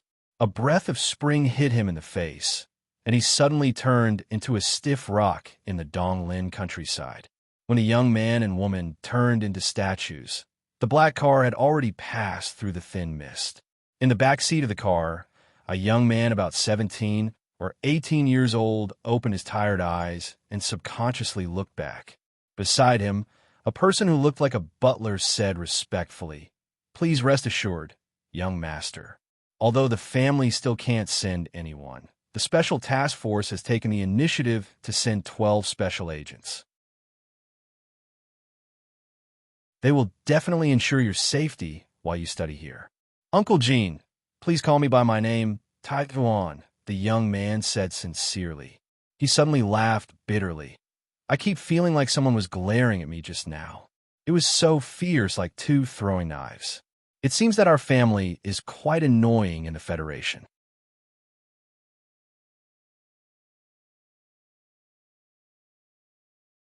Chapter 62. In this S2 Regional Council election, the members of the opposition did not exceed the predictions of election experts. They successfully won 243 seats and successfully took control of the management committees of the 4 administrative states. Politicians in the Federation's capital ring have accused these members of the opposition, who are used to communicating in private. As a result, Article 2 of the Federation Charter, which has maintained the political balance of the Federation for 600 years, has become a piece of paper. The courtyard was filled with green bamboos. Against the backdrop of the natural scenery, the light screen hanging on the snow-white wall looked more like a picture. However, at this time, the famous female reporter from Channel 4 of the Federation had a serious expression on her face. She was blabbering on endlessly. 30 years ago, when the banner of George Carlin was raised, the anti-government forces gave up on resisting the Federation by force. Instead, they pursued the principle of nonviolence and non-cooperation. However, starting 5 years ago, the anti-government forces began to change their attitude. Under the framework of negotiations with the Federation government, they participated in the political election affairs of the Federation. The leader of the anti-government forces, Medellin, is a strong supporter and promoter of this big change. Medellin was elected as a member of the S2 administrative region 4 years ago. According to sources, Medellin is preparing to participate in this autumn's election of the Federation Management Committee and run for the position of a member of the Federation. Deep in the courtyard, a middle-aged man wearing glasses and a black double-breasted retro suit silently watched the light screen and listened to the female reporter's analysis. This time, the anti-government forces. The female reporter's face on the screen was slightly flustered, but she quickly regained her composure. The reason why the opposition members of the parliament were able to win the local elections of the S2 administrative region was because the 4 mountainous states of S2 were the actual areas of the opposition. On the eve of the election, the results of the investigation of the strange explosion in the Eastwood region in year 65 of the constitutional calendar were announced, which dealt a heavy blow to the traditional members of the Federation. The opposition members have presented evidence to prove that the President's office, the Special Task Force, the Ministry of Defense, and the management committee were all involved in concealing the truth of the explosion. This has caused the public's disappointment in the political figures to reach a new level. The middle-aged man's brows furrowed slightly, shaking his head with a sigh. He listened to the female reporter on the screen speak with a trace of excitement. Although the president immediately ordered an investigation into this matter and announced to the public through the Bureau of Proclamation that the spring of year 65 of the constitutional calendar, the accidental death of 300 soldiers in the Donglin region's Heshi province, as well as the serious damage to the surface of the residential area, resulting in an irreversible ecological disaster, was due to a secret operation by the Federation against the Bureau of Proclamation's #1 target, the treasonous mechanic Yu Feng. However, this explanation still doesn't satisfy the public because no one can understand why such an open operation would be hidden for an entire year, and all the news media didn't receive the slightest bit of news. In the face of the opposition members' accusations, the Federation has given the most serious response. The spokesperson of the Ministry of Defense has publicly accused the opposition of not abiding by the treaty and of still having armed forces in the S2 administrative region. Senator Macklin's office issued a press release yesterday, sternly denying this accusation and warning the Federation government not to try to divert the public's attention. They demanded that the government explain why the operation against Mechanic Yu Feng was deliberately hidden for so long, and what secrets there are behind this matter. The following is the background information of news. Mechanic Yu Feng, once an assistant instructor in mecha repair at the Capital Planet's 2nd Military Academy, was recruited into the army at the end of the Third War between the Federation and the Empire. The middle-aged man adjusted his glasses, shaking his head as he turned off the light screen television. He knew more about Mechanic Yu Feng's information than most people in this world, even more than the Federation government and the leader of the opposition, Macklin. He walked towards the green courtyard, passing by a few paddy fields and a few red car ponds, and the heaviness in his heart gradually dissipated. Although his family was sparse, and far from being as powerful as the legendary 7 big families, to be able to own such a large manor in Philadelphia, the middle-aged man knew how much trust and respect the people of the Federation had for his family. After walking for a few minutes, the middle-aged man came to the front of Flat Lake. He looked at the side of the lake and lowered his head. "Father, the news about Uncle has been confirmed. Just as you expected, he should be gone. The information we got from the Ministry of Defense was half a year late." Philadelphia, 1,300 kilometers away from the capital, was a tourist destination that was warm in winter and cool in summer. To be able to own such a large manor in such a place where every inch of land was worth its weight in gold, it was enough to show the status of the people who lived here. This lake was so long that one couldn't tell how big it was. A gentle breeze blew, and the water was still, like a mirror reflecting the snowy peaks of the mountains in the distance, making one feel that nothing could be more beautiful than this. An old man was sitting on a bluestone by the lake. He was wearing a very simple but slightly retro long gown. His long white hair was scattered behind him, and his back looked very old.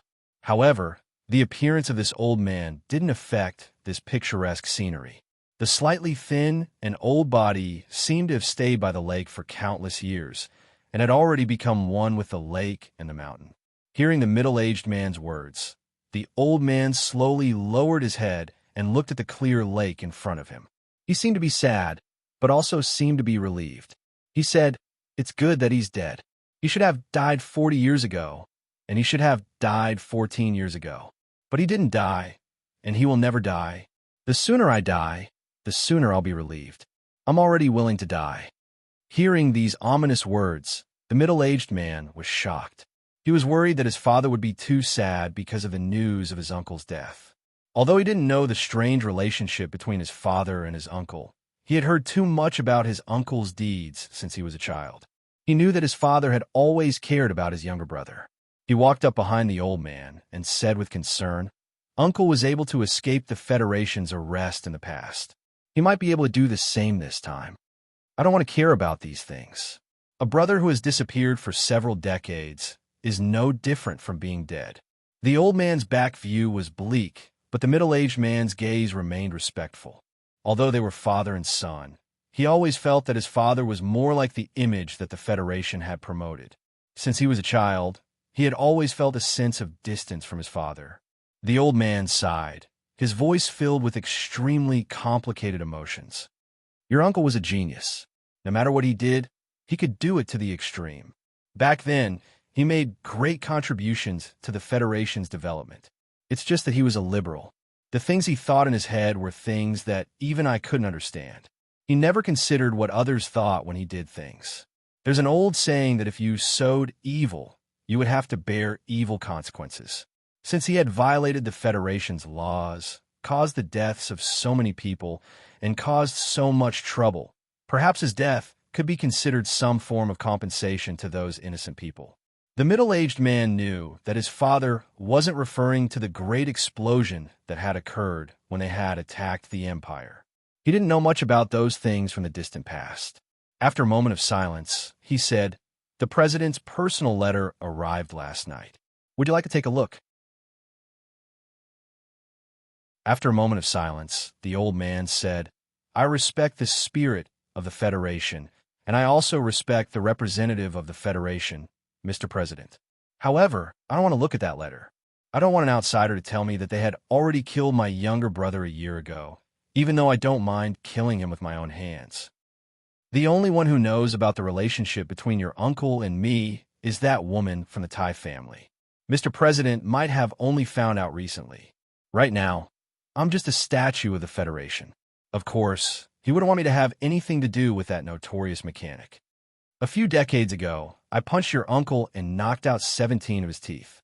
From that day onwards, I cut all ties with him, and we haven't had any contact since." The old man slowly stood up from the rock. Looking at the restless bubbles in the calm lake, he felt his old heart gradually become empty. There are some people in the government who have always wanted to get your uncle's star map, while there are others who don't want that star map to be leaked. With these two powerful forces joining forces, no matter how many times your uncle can split himself, it's impossible for him to hide safely forever. I don't understand. My uncle is a person who loves to be in a lively situation. Every time the middle-aged man thought of his uncle, who was the most unknown but also the most talented in the family, he felt a chill run down his spine. Back when the Bureau of Proclamation first issued a warrant for his arrest, he still took the risk to stay in the various academies on the capital planet. Why has he been willing to stay in the Donglin district for the past 10 years or so? Nowadays, Donglin is so deserted. In the past, he was willing to stay in S1 and play different roles because he always had the wrong idea. He thought that the glory of the First Charter was a humiliation, so he took the risk to stay here, to challenge the eyes of the First Charter in the most dangerous place. Underneath this kind of nonsense lies his madness and courage. Why'd he leave? Naturally, it was because he thought that the First Charter was no longer a shackle to his freedom. Naturally, he didn't want to continue playing this game. The reason he went to Donglin, I am probably the only one in the world who can understand. Under the twilight, the disappearance of a fragment of civilization, how breathtaking and beautiful it is. The old man said calmly, "This is what your uncle wanted to see when he went to Donglin. The things he was searching for in this universe are incomprehensible to normal people.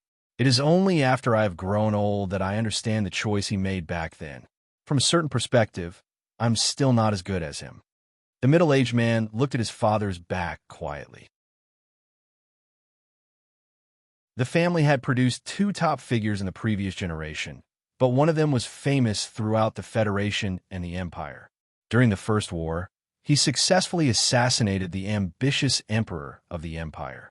In this era, where individual heroism had long since declined, he became the #1 hero of the Federation. The other valiantly fought against the glory of the First Charter for his entire life. In the end, he died quietly as a small character and a traitor.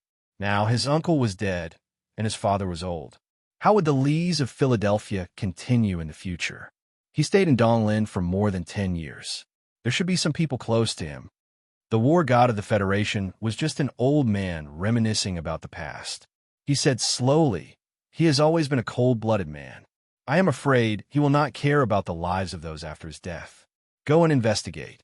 If there is anyone close to him, help them in secret if you can." "I have already investigated. Uncle had an apprentice in Donglin, and they were quite close.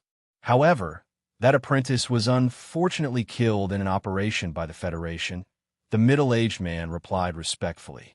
The old man looked at the lake and thought to himself, "No matter whether you are dead or alive, you and I are brothers. We're just two men."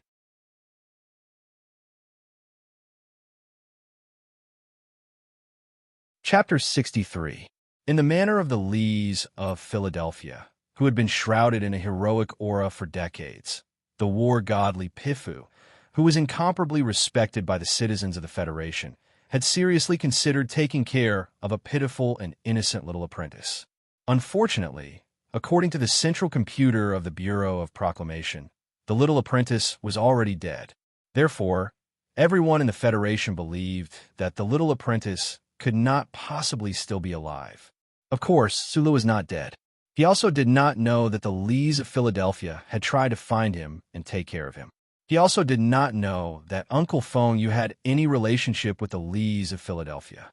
Even the rotten teeth that he had ridiculed for many years were actually personally knocked out by the war god. If he knew these shocking secrets, would he have touched Feng Yu's rotten teeth with a gaze of worship? If he knew all of these, perhaps he would understand why, in the bloody twilight above the mine, when Uncle Feng Yu mentioned the old man that everyone in the Federation respected, he actually used the 3 words, "old man," without any respect. At this time, Su Lu was eating in a simple 3-story building. He used a knife and fork to strenuously cut the wild beef on his plate. From time to time, he would raise his head to look at the unstable light patterns on the wall.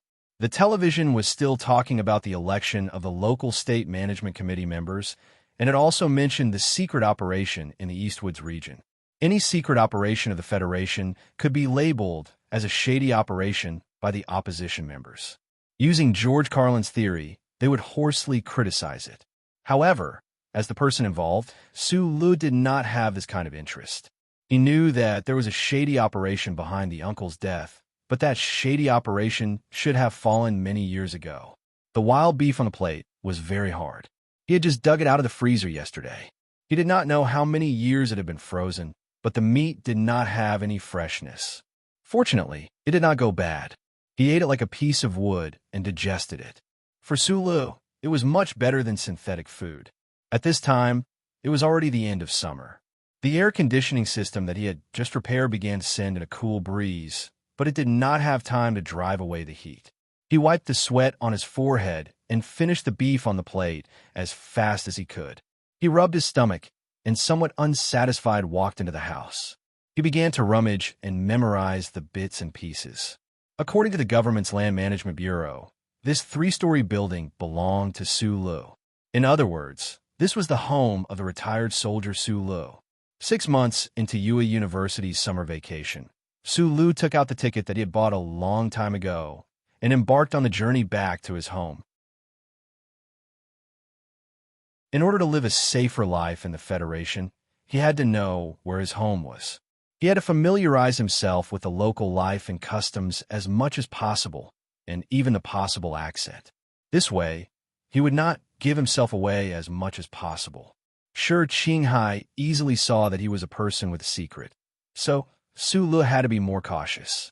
However, he did not expect that the home that the uncle had set for his disguised chip was so far away. He took a 7-hour flight from Linhai Airport, an 11-hour bus ride, and finally walked for half a day before he arrived at this small town. He had already stayed in this small town for a few days, and he was more and more shocked by Uncle Feng Yu's ability. The choice of this small town was too awesome. Not only was it remote, but because of the landslides, most of the residents had moved into the new settlement opened by the state government. Even the few residents who stayed in the town had mostly forgotten who the 3-story building belonged to. It was a very inexplicable thing, wasn't it? In fact, it was just the burden of life that made the few residents lose all interest in inquiring about gossip. The town's primary school and middle school had been closed a few years ago, which made Su Lu feel more at ease. He was also endlessly curious about phone usability. To be able to choose such a perfect disguise, one must enter the high-level central control computer of the Federation for a long time to filter through the information. It even meant that phone you had once hacked into the all-knowing central control computer of the Bureau of Proclamation. Sulu took a shower and stood on the balcony, memorizing the scenery of the small town and the unique plants in his mind. At the same time, he connected the information with reality again to strengthen his memory. He subconsciously touched the metal bracelet on his wrist and thought of the chips on the thin metal wires inside. A single chip represented a brand new identity that no one knew about. If it was as difficult to find a loophole as his current identity, how long would it take to prepare? Thinking of the wild beef hidden in the freezer for many years, a sincere and praying smile appeared on Su Li's ordinary and sincere face. After ending the summer trip back to his hometown, Su Lu returned to Linhai University after a long and arduous journey. In addition to confirming his new identity, this trip also gave him some mental impact. Only now did he know that the Eastwoods region was not the poorest region in the Federation. That small town called Light was the one that was truly poor. He could not understand how such a prosperous and developed federation, especially on the most core planet of the capital ring, could exist in such a place. There was even a profession like a farmer, and not the kind that was performed on stage. Thinking of the pair of siblings he had met before, Sulu had a deeper understanding of the injustice of this society. However, he did not know how this injustice came about and how to solve it. Subconsciously, he still did not have a good impression of the Federation government. Instead, he was curious about the anti-government forces and vaguely recognized them. At the beginning of September, the campus of UA University opened again. Sulu once again began his boring, shuttling back and forth between the teaching buildings and his room. As expected, UA University's basic engineering education had a strength that did not match its reputation. Sulu eagerly absorbed the knowledge, such as the operating principle of the Jingnong brand's high-energy storage battery, the data compatibility parameters of the three systems in a closed structure, the law of the automatic layer jumping of the crystal ores under illumination. Tomorrow, he would begin to enter the laboratory building and begin practical learning. When Sulu thought of this, he felt the skin on his hands begin to itch. It had been more than a year since he left Eastwoods and the miner's operation room. Other than making himself a self-defense stun baton, it had been a long time since he came into contact with electronic boards, pipes, and metal. That wonderful tactile feeling and the faint smell of high-energy plastic made him miss them very much. What are you thinking about? Are you thinking about applying for a job at Shanglin Guoguay Company in the future? A low and cold voice pulled Su Lu out of his thoughts. Stunned, he stopped rubbing his hands and looked at the girl across the table. He smiled awkwardly and said, "I was thinking about tomorrow's experiment class. Will Professor Zhou let us assemble the equipment ourselves?" Yes, in the peaceful university life, the biggest change in Su Li's life was probably the girl across the table who habitually wore high-heeled glasses. She was so quiet and pure that she even seemed a little cold. When a black Phantom car drove into Pear Garden, Su Lu and Zhang Xiaoming both recognized each other. From that day onwards, they would occasionally meet on campus. As the number of nods and greetings increased, they began to sit together and eat. Although this attracted many puzzled gazes, they did not understand why Zhang Xiaoming, who came from a good family, would be so close to the gatekeeper. Although Su Lu did not like to be the center of attention, he still liked to sit together with Zhang Xiaoming. Zhang Xiaoming looked at the nerd across from her and sighed in her heart. The Federation Investigation Bureau's surveillance team finally withdrew after a semester. The students on campus had also gotten used to their return from S2. Everything returned to normal. The target she wanted to get in touch with seemed to have disappeared for the campus forever. If this continued, she even wondered if she had really become an innocent student. Eating with Su Lu didn't mean anything to her. She just thought that a retired soldier who worked as a concierge, studied in school, and wanted to enter the Nutshell Company as a mechanical engineer in the future was really a very hardworking young man. She appreciated this very much. At the same time, she wanted to treat Su Lu to a few more meals. Perhaps it was because she once ate his dog biscuits and misunderstood him. Also, she guessed that Su Li's financial situation was not particularly good. As for why they met at the airport bus, she thought it was because of the benefits given by the Department of Defense for retired soldiers. Next month is the Double Moon Festival. There's a school dance. Zhang Xiaoming looked at him and said, "I need a male companion. Are you willing to go with me?" After hearing this request, Su Lu did not immediately speak. Zhang Xiaoming looked at him quietly. She did not understand why she suddenly made such a request. Seeing that Su Lu did not speak for a long time, a trace of disappointment flashed through her heart. She was not disappointed that Su Lu refused, but that Su Lu was afraid of being looked at differently and retreated.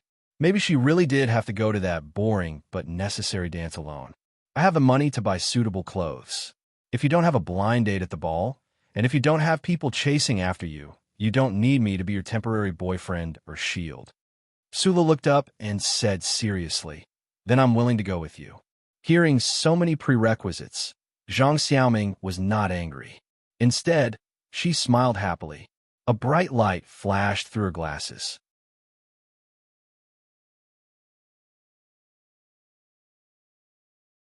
Chapter 64. Even though your smile right now is very lewd, which is similar to my shameless style, but I still have to tell you a big piece of bad news. I'm sorry to wake you up from your wet dream. UA University's afternoon weather was always so warm, making people feel lazy. Su Lu looked at the familiar pretty face outside the iron gate and the lewd smile on the lazy rogue official's face. He couldn't help but curse. If you have something to say it quickly. In the past few months, sure Qinghai had been busy with work, but no one knew what he was busy with. In any case, he had lost a lot of weight.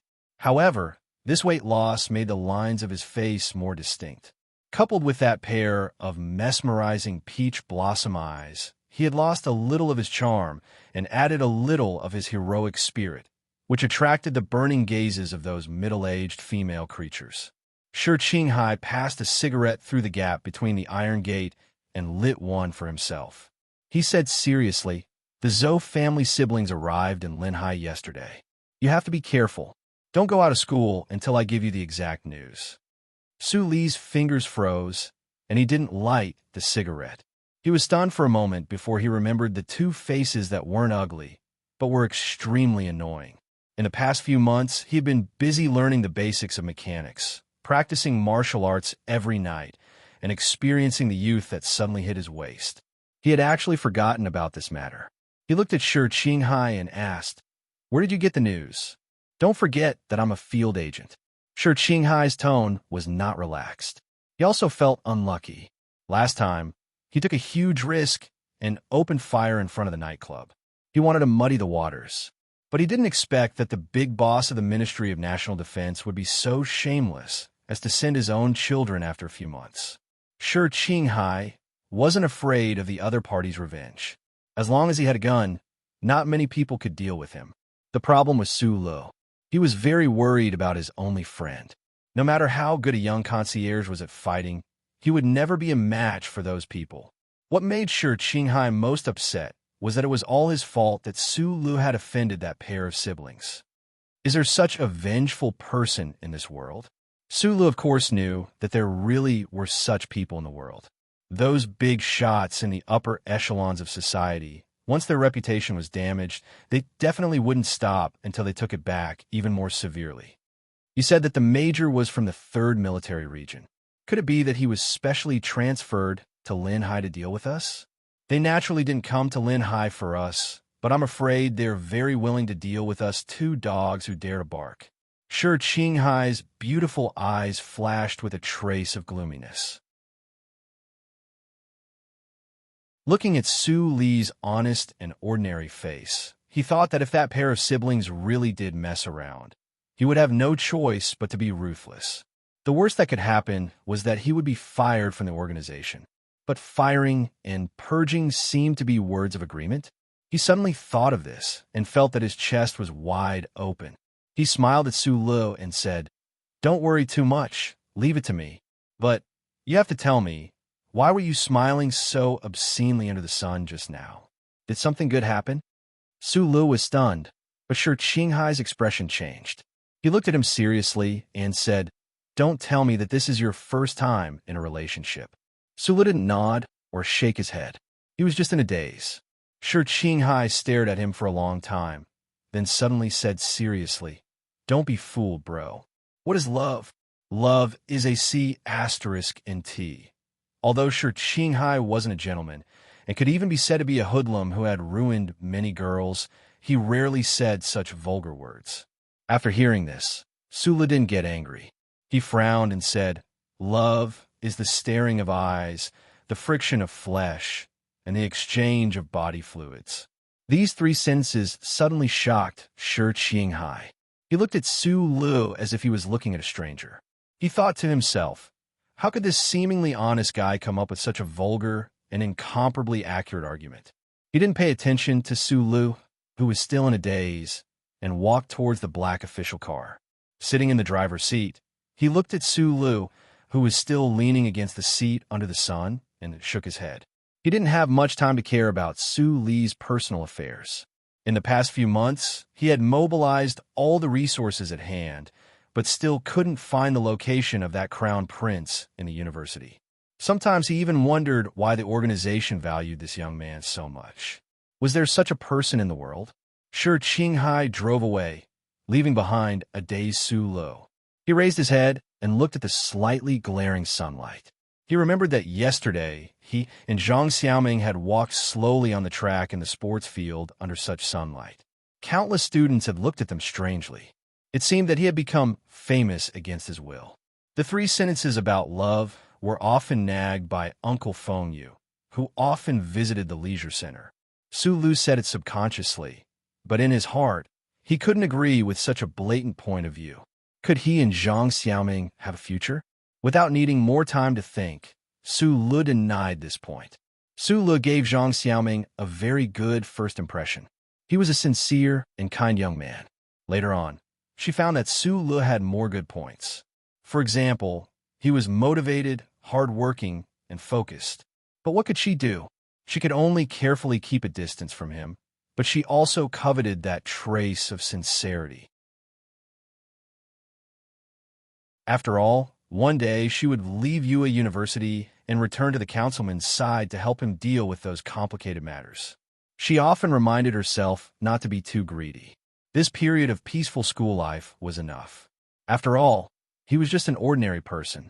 Maybe he could really achieve his dream of entering the Shell Motor Company. But what did that have to do with her? Su Lu knew how he felt about Zhang Xiaoming. He only felt that her eyes, covered by black-rimmed glasses, were very calm and attractive. As a young man under the age of 20, this was the first time he had such one-on-one contact with a member of the opposite sex. He couldn't help but start to glow. He liked to sit with her, but he also had to carefully keep a distance. It wasn't because of those strange and surprised gazes, nor was it because of her excellent family background. It was because of his own problem. He didn't know when the Federation's soldiers would come to arrest him. Su Lu had never been in a relationship before, and neither had Zhang Xiaoming, but they were both at the age of falling in love. It was like the trees in the pear garden that would naturally grow in spring.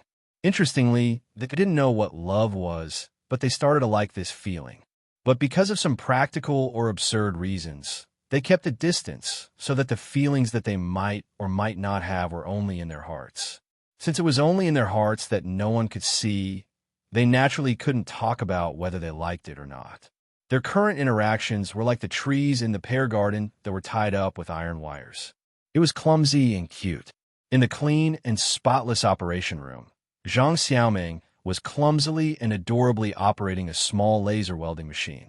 She was trying to join the metal parts on the operation table together. Although she had excellent comprehension in other areas, she was clumsy when it came to moving her hands. Outside her operation room, a few male students watched her operation with concerned eyes. They were so anxious that they wanted to rush in and replace her. Time always made people forget everything. Today's students had long forgotten Zhang Xiaoming's childish behavior of taking a year off from school to go to Administrative District S2. In their eyes, Zhang Xiaoming was a very beautiful and pleasant female student. She also happened to have a good family background and a good personality. Although there were rumors on campus recently that Zhang Xiaoming had become strange again and liked to hang out with that poor janitor, they weren't willing to believe it. According to the inside information from the female dormitory, Zhang Xiaoming also completely denied the possibility of being with that poor guy. Perhaps because they were distracted, they kept the same speed. The few male students subconsciously turned their heads and looked at a completely transparent operation room. Then, they were shocked to hear a beep. 2 minutes and 23 seconds. Professor Zhou, who was wearing a control suit, stared at the display screen with a look of disbelief. He shouted the young man inside, "Sulu, you're AF asterisk king genius. Yesterday you broke the school's 3-piece assembly record, and today you broke the B blueprint record. F asterisk CK. If it weren't for the fact that you only scored single digits in history, politics, and economics, I would definitely recommend you to the school to become a free official student. I would even recommend you to the 1st Military Academy." It was said that Professor Zhou used to be a regiment-level mechanical engineer in a large assembly center of the Ministry of National Defense. He still had a strong military style. His voice was very loud, and it shook the entire laboratory building. Not to mention, at this time, he was shouting with wild joy. For a moment, all the students heard what he said. They looked at the transparent operation room with envy and shock. Zhang Xiaoming, who was clumsily performing the micro-operation of the 4th solder joint through the planar magnifying glass, raised her head in shock. She took off her black-rimmed glasses and looked to the side. She never would have thought that the unusually ordinary-looking boy would have a talent in this area that even Professor Zhou was shocked by. The door of the transparent console room opened, and Sulu, whose back was already drenched in sweat, walked out. She wiped the sweat that was about to drip from her hair with her sleeves and pretended not to see the surprised looks around her. She nodded at Professor Zhou. The operation skills taught by Uncle Feng you were used to complete the school operation practice, so naturally, he was much faster than students. He was just a little helpless. Once he touched the tools, he would be distracted. He tried his best to slow down from his infatuated state. He was so anxious that he even broke out in cold sweat, but in the end, it seemed that he was still a little too fast.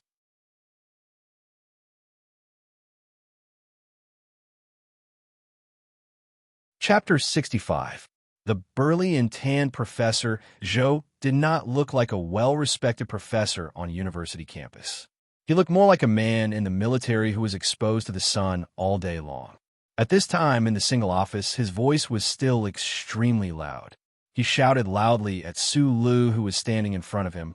"All the stars in the individual star systems of the Federation are called suns by us, and are called suns for short. Sulu F asterisk CK. How the F asterisk CK did you do it so fast? Did you learn it before? Tell me the truth." In the past few days of the practical classes, Su Lu had displayed extremely powerful operation ability under the shocked gazes of everyone. This kind of thing was very familiar, so even if he wanted to hide it, there was no way to hide it too well. Professor Zhou knew that this auditing student was still working part-time in the school's gatehouse. He also knew that this kid was a soldier who had just been discharged for half a year.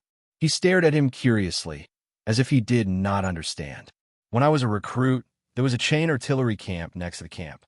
I secretly went there a few times to check it out." Su Lu repeated the resume and information of this identity in his mind and lowered his head. "Then you are a F asterisk king genius." Professor Zhou picked up the teacup and drank 2 mouthfuls. He suddenly frowned and said seriously, "But this doesn't mean anything. These are the most basic things, and in the future, they may not be useful in practical work. In this kind of open class, the most important thing is your design ideas. After all, we are a university, not a place to train mechanic soldiers. Even in terms of speed, you're not the fastest. Every time in the Ministry of Defense's recruitment assessment, those crazy soldiers in the assembly base are faster than you. Do you understand?" "Understood," Su Lu replied loudly, but in his heart, he did not agree with the professor's opinion. He inherited the style of the boss uncle, and his goal was to be faster, smoother, and more accurate. His goal was to be more economical, convenient, and to be able to use local materials. In other words, this damn kid was still subconsciously preparing to repair battleships and mechas like household appliances. However, Sulu really liked what Professor Zhou said after that. He knew that he was not too out of the ordinary as a mechanic freak and would not attract the attention of that bastard of the Central Charter. It's a pity that you've already retired from the military. Otherwise, you should have directly applied to become a mechanic in the Ministry of Defense. Studying in a military academy would have been more suitable for you. Professor Zhou said with some regret, if you apply for the exam as a citizen now, you'll be a bit older. Also, you'll have to wait for 2 years. It's not worth it. How about this? You study hard, and I'll find an opportunity to discuss with the student office to see if we can transfer you to an official student. As for the tuition fees, you don't have to worry too much. The Federation still has a lot of scholarships and subsidies every year. Sula knew that Professor Zhou was telling the truth. Every year, the Federation would invest a large amount of money into his education. However, the procedures for reviewing scholarships and grants were very strict. If his results were good enough, and he had someone like Professor Zhou as a guarantor, he might be able to become an official student. If he could get a diploma, it would be a great help for him to enter the Shell Motor Company in the future. He stood at attention and said loudly, "Thank you, Professor. All right, this is the access card for the library's Section H. The materials and tools, they're more complete. Some of the declassified blueprints and data from the Ministry of Defense are also stored in the computers there. I think it's more suitable for your level." Professor Zhou took out a small card and threw it over. Sulu caught it and continued to say loudly, "Thank you, Professor." Holding the small electronic access card, Sulu left the office. Although he had said many thanks and was somewhat curious about the library's Section H that he had never heard of before, Suli's mind was still echoing with another sentence from Professor Zhou. The Ministry of Defense Mechanic exam. Suli's lips curled into a bitter smile. He remembered the yearning for the future of life in the remote Donglin mine. However, he was now on the most prosperous and advanced planet of the Federation's capital. Moreover, he was now on the path to realizing his second dream. What was there to be dissatisfied about? Sulu took a deep breath and dispelled the shadow in his heart. However, he knew very well that there were still many things that he was dissatisfied with. At this time, Professor Zhou had already left the office. He took the elevator to the top floor and met with the principal of Yue University through his secretary. He looked at the elegant face of the principal and said, "The student you talked about is really not bad. I've already given him the access card for the library's Section H." The principal raised his head from the large office desk and looked at him in confusion. He asked, "You're talking about that young man called Sulu? I thought you had already given him the access card." "Why? Students who haven't gone through my personal inspection can forget about obtaining the best teaching resources in the Federation." Professor Zhou disagreed with the principal's words. The principal sighed and took off his glasses. He placed them on the table and said, "You're really messing around. Since I've already told you, just do as I say." "That won't do.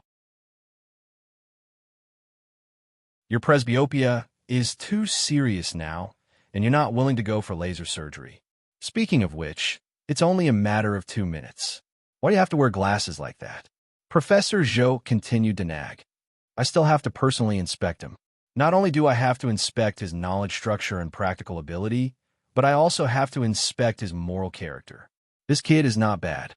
Every time I ask him to carry the heaviest things, he doesn't complain at all. He's also not stupid enough to think that a professor like me is discriminating against a penniless auditing student like him." The principal frowned and waved his hand. "This young man has a recommendation letter written by Professor Jean. Although I'm not sure how this young man is so lucky to know Professor Jean, since that recommendation letter is real, I naturally believe in Professor Jin's judgment. What's there to inspect?" "You're talking about old Jean?" Professor Zhou's expression changed. "He's been gone for more than 20 years. How is he still alive? F***CK. If I knew this was old Jin's secret student, I wouldn't have embarrassed myself by teaching him. He's not old Jin's student. He's just a very enthusiastic and talented student that he met by chance." The principal could not get used to Professor Zhou's attitude. He shook his head disapprovingly. "Old Jin said in the letter that we shouldn't let that kid know that he wrote a recommendation letter." Professor Zhou was stunned. "Wasn't that kid the one who brought that recommendation letter? That's why I said that you don't have to inspect that kid's moral character." Since old Jin said so, he naturally believes that the kid would definitely not open that letter to peek. The principal smiled. "I've never doubted old Jin's judgment. You actually let a student that old Jin set his eyes on be a janitor." Professor Zhou could not understand what these people were thinking. He scratched his head and prepared to leave. Just as he was about to open the door, he suddenly turned around and asked, "Can I not attend the Double Moon Festival dance? I don't know how to dance." "No," the previously easygoing principal suddenly said resolutely. "This has always been a tradition of Yue University. Everyone has to attend." Looking at the tightly shut door, the corner of Yue University's principal's lips curled up slightly. He thought of that friend of his who had left for many years, old Jin. He said that he was going to visit the World Federation and even the Empire, but he did not know where he was now. It was just that such a good friend from back then disappeared just like that. Now, that communication technology was so advanced, he actually had the heart to not even send an email greeting card. He was truly a heartless and shameless person. Although he was already an old man, when he thought of that friend who suddenly disappeared, he still felt a surge of anger in his heart. Fortunately, from that recommendation letter, he knew that the other party was still alive and well. He felt a trace of comfort. Following that, he thought of that dance during the Double Moon Festival. He thought of this tradition of Yue University from more than 20 years ago. It was also related to old Jin. At that dance, there was a beautiful story that happened. Moreover, the male and female leads of the story were both very important people. Even though he was a noble principal of a university, he could not help but feel a sense of pride. "I wonder if Lady Tai will come to visit her family's young master." A trace of a gratified smile appeared on Yue University's face. Library area H was not in the library. This was a very interesting thing. Sulu studied the small electronic card for a long time before finally thinking of using a computer to read the data on it. He found the building located in the most remote area of Yue University. This building was hidden in the boundless forest. There were no eye-catching signs around it. No matter who passed by, they would not notice this somewhat eerie building. With the electronic card in his hand, Sulu entered the building without any hindrance. He did not see any service staff along the way, so he could not help but feel a little puzzled. However, when he pushed open that large door, he saw a whole row of the latest processors and those large holographic screens that made people drool. He knew that he had entered a treasure trove. There were not many students who had the authority to enter Area H, but there were also quite a few of them. They only silently accessed the data on the central control computer and then entered their own operating rooms or simulation rooms. They did not greet the newcomer Sulu. Sulu let out a sigh of relief. It looked like this was not a very special place. After spending an entire afternoon, he finally skimmed through all the data he could see on the terminal. Of course, he only had time to glance at the top few layers of the information tree. He did not have time to look at anything more detailed. But even so, it was enough to surprise him. He finally understood why there was a saying that Yue University was the most outstanding school in the entire Federation in terms of the three major systems of worship in Mecca, excluding the three major military academies and the Westwoods Military Academy. He even found the blueprints of all the military Mecca before the M37 series on the computer. The holographic screen flipped incessantly, and a somewhat familiar blueprint appeared. Looking at the internal structure of the M02, which looked like it had been stripped of its skin, Sulu finally could not help but open his mouth and laugh silently.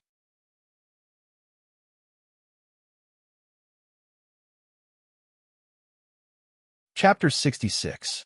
In the next few days, Sulu spent most of his time in Section H of the library. He forgot to sleep, forgot to eat, and devoted himself wholeheartedly to his interests. Of course, this was an exaggeration, but he really did not want to let go of any time he could spend in Section H. The information that had just been declassified by the military was, for someone like him, a great temptation. When he read through all the blueprints of the M series, especially after carefully analyzing the internal structure of the M02, he found that his actions back on the ancient bell had been so naive and whimsical.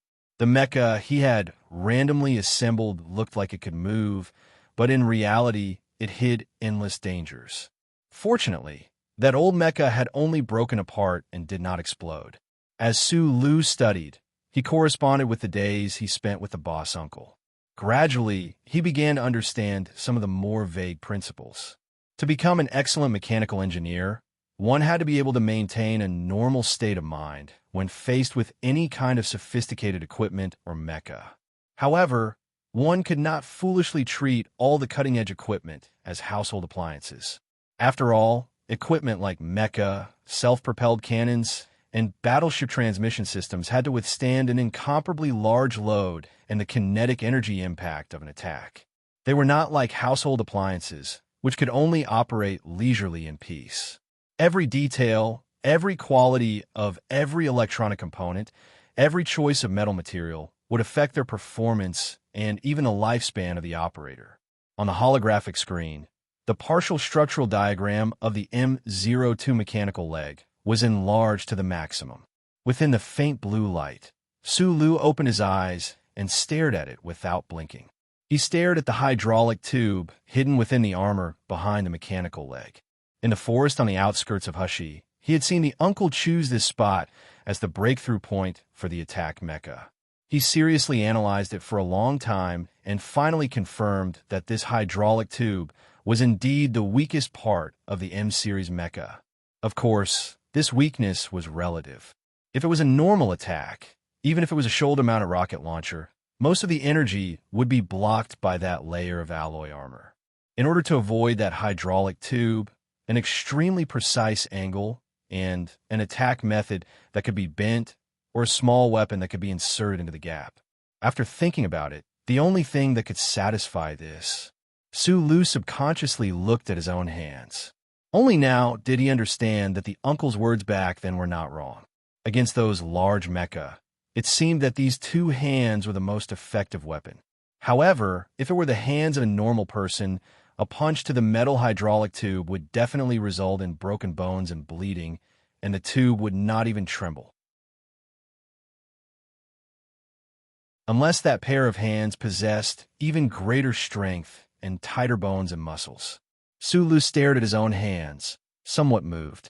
He knew that he definitely would not be able to do this now, but the uncle could clearly do it easily. If he continued to practice that set of postures and experience that burning tremor, would he really be able to reach that level one day?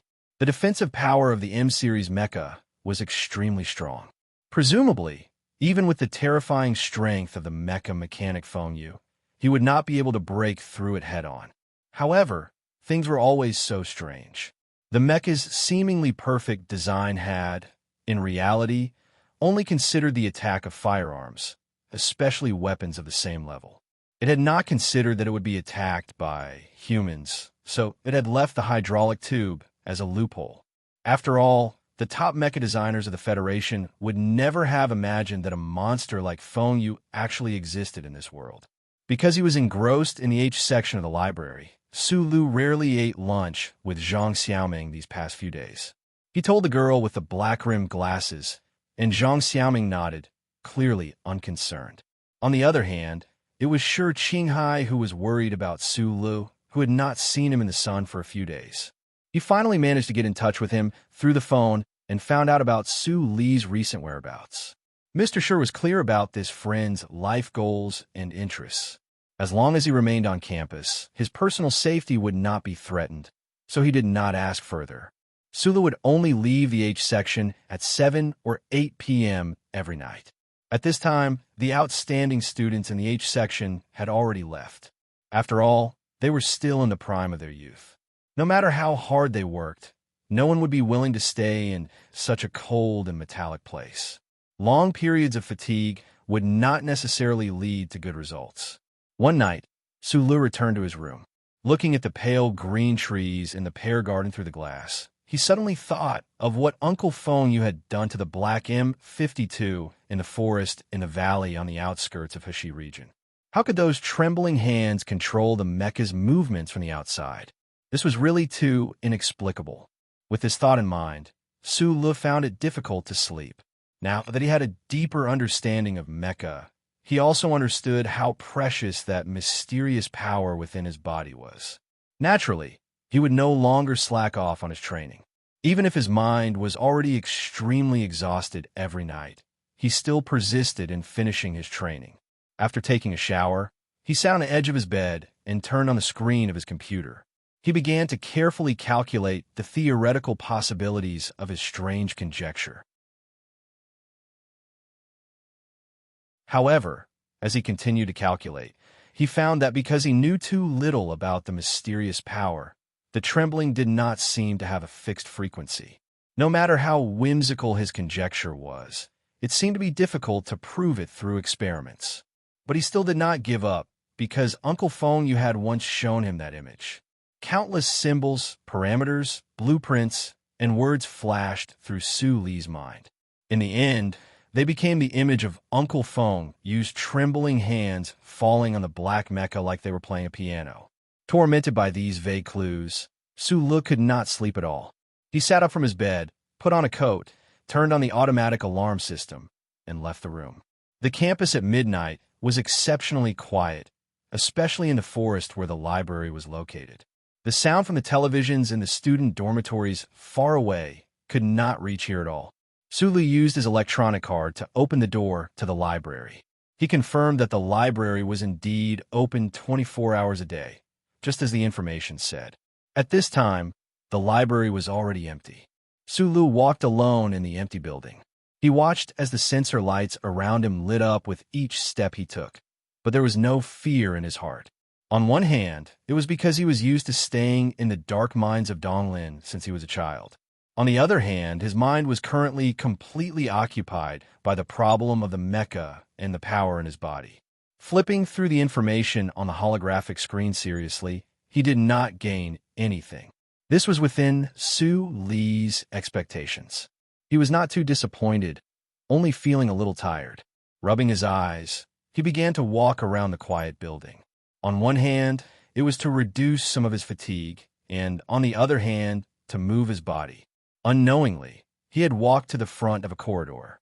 On the wall beside the corridor was the word H1, and below it was an eye-catching nameplate. The general meaning was that the corridor was a restricted area. Those without the appropriate authority were not allowed to enter. Sulu looked at the corridor curiously. He did not understand why Yue University's library, which was already a little strange, would have an H1 area within the library.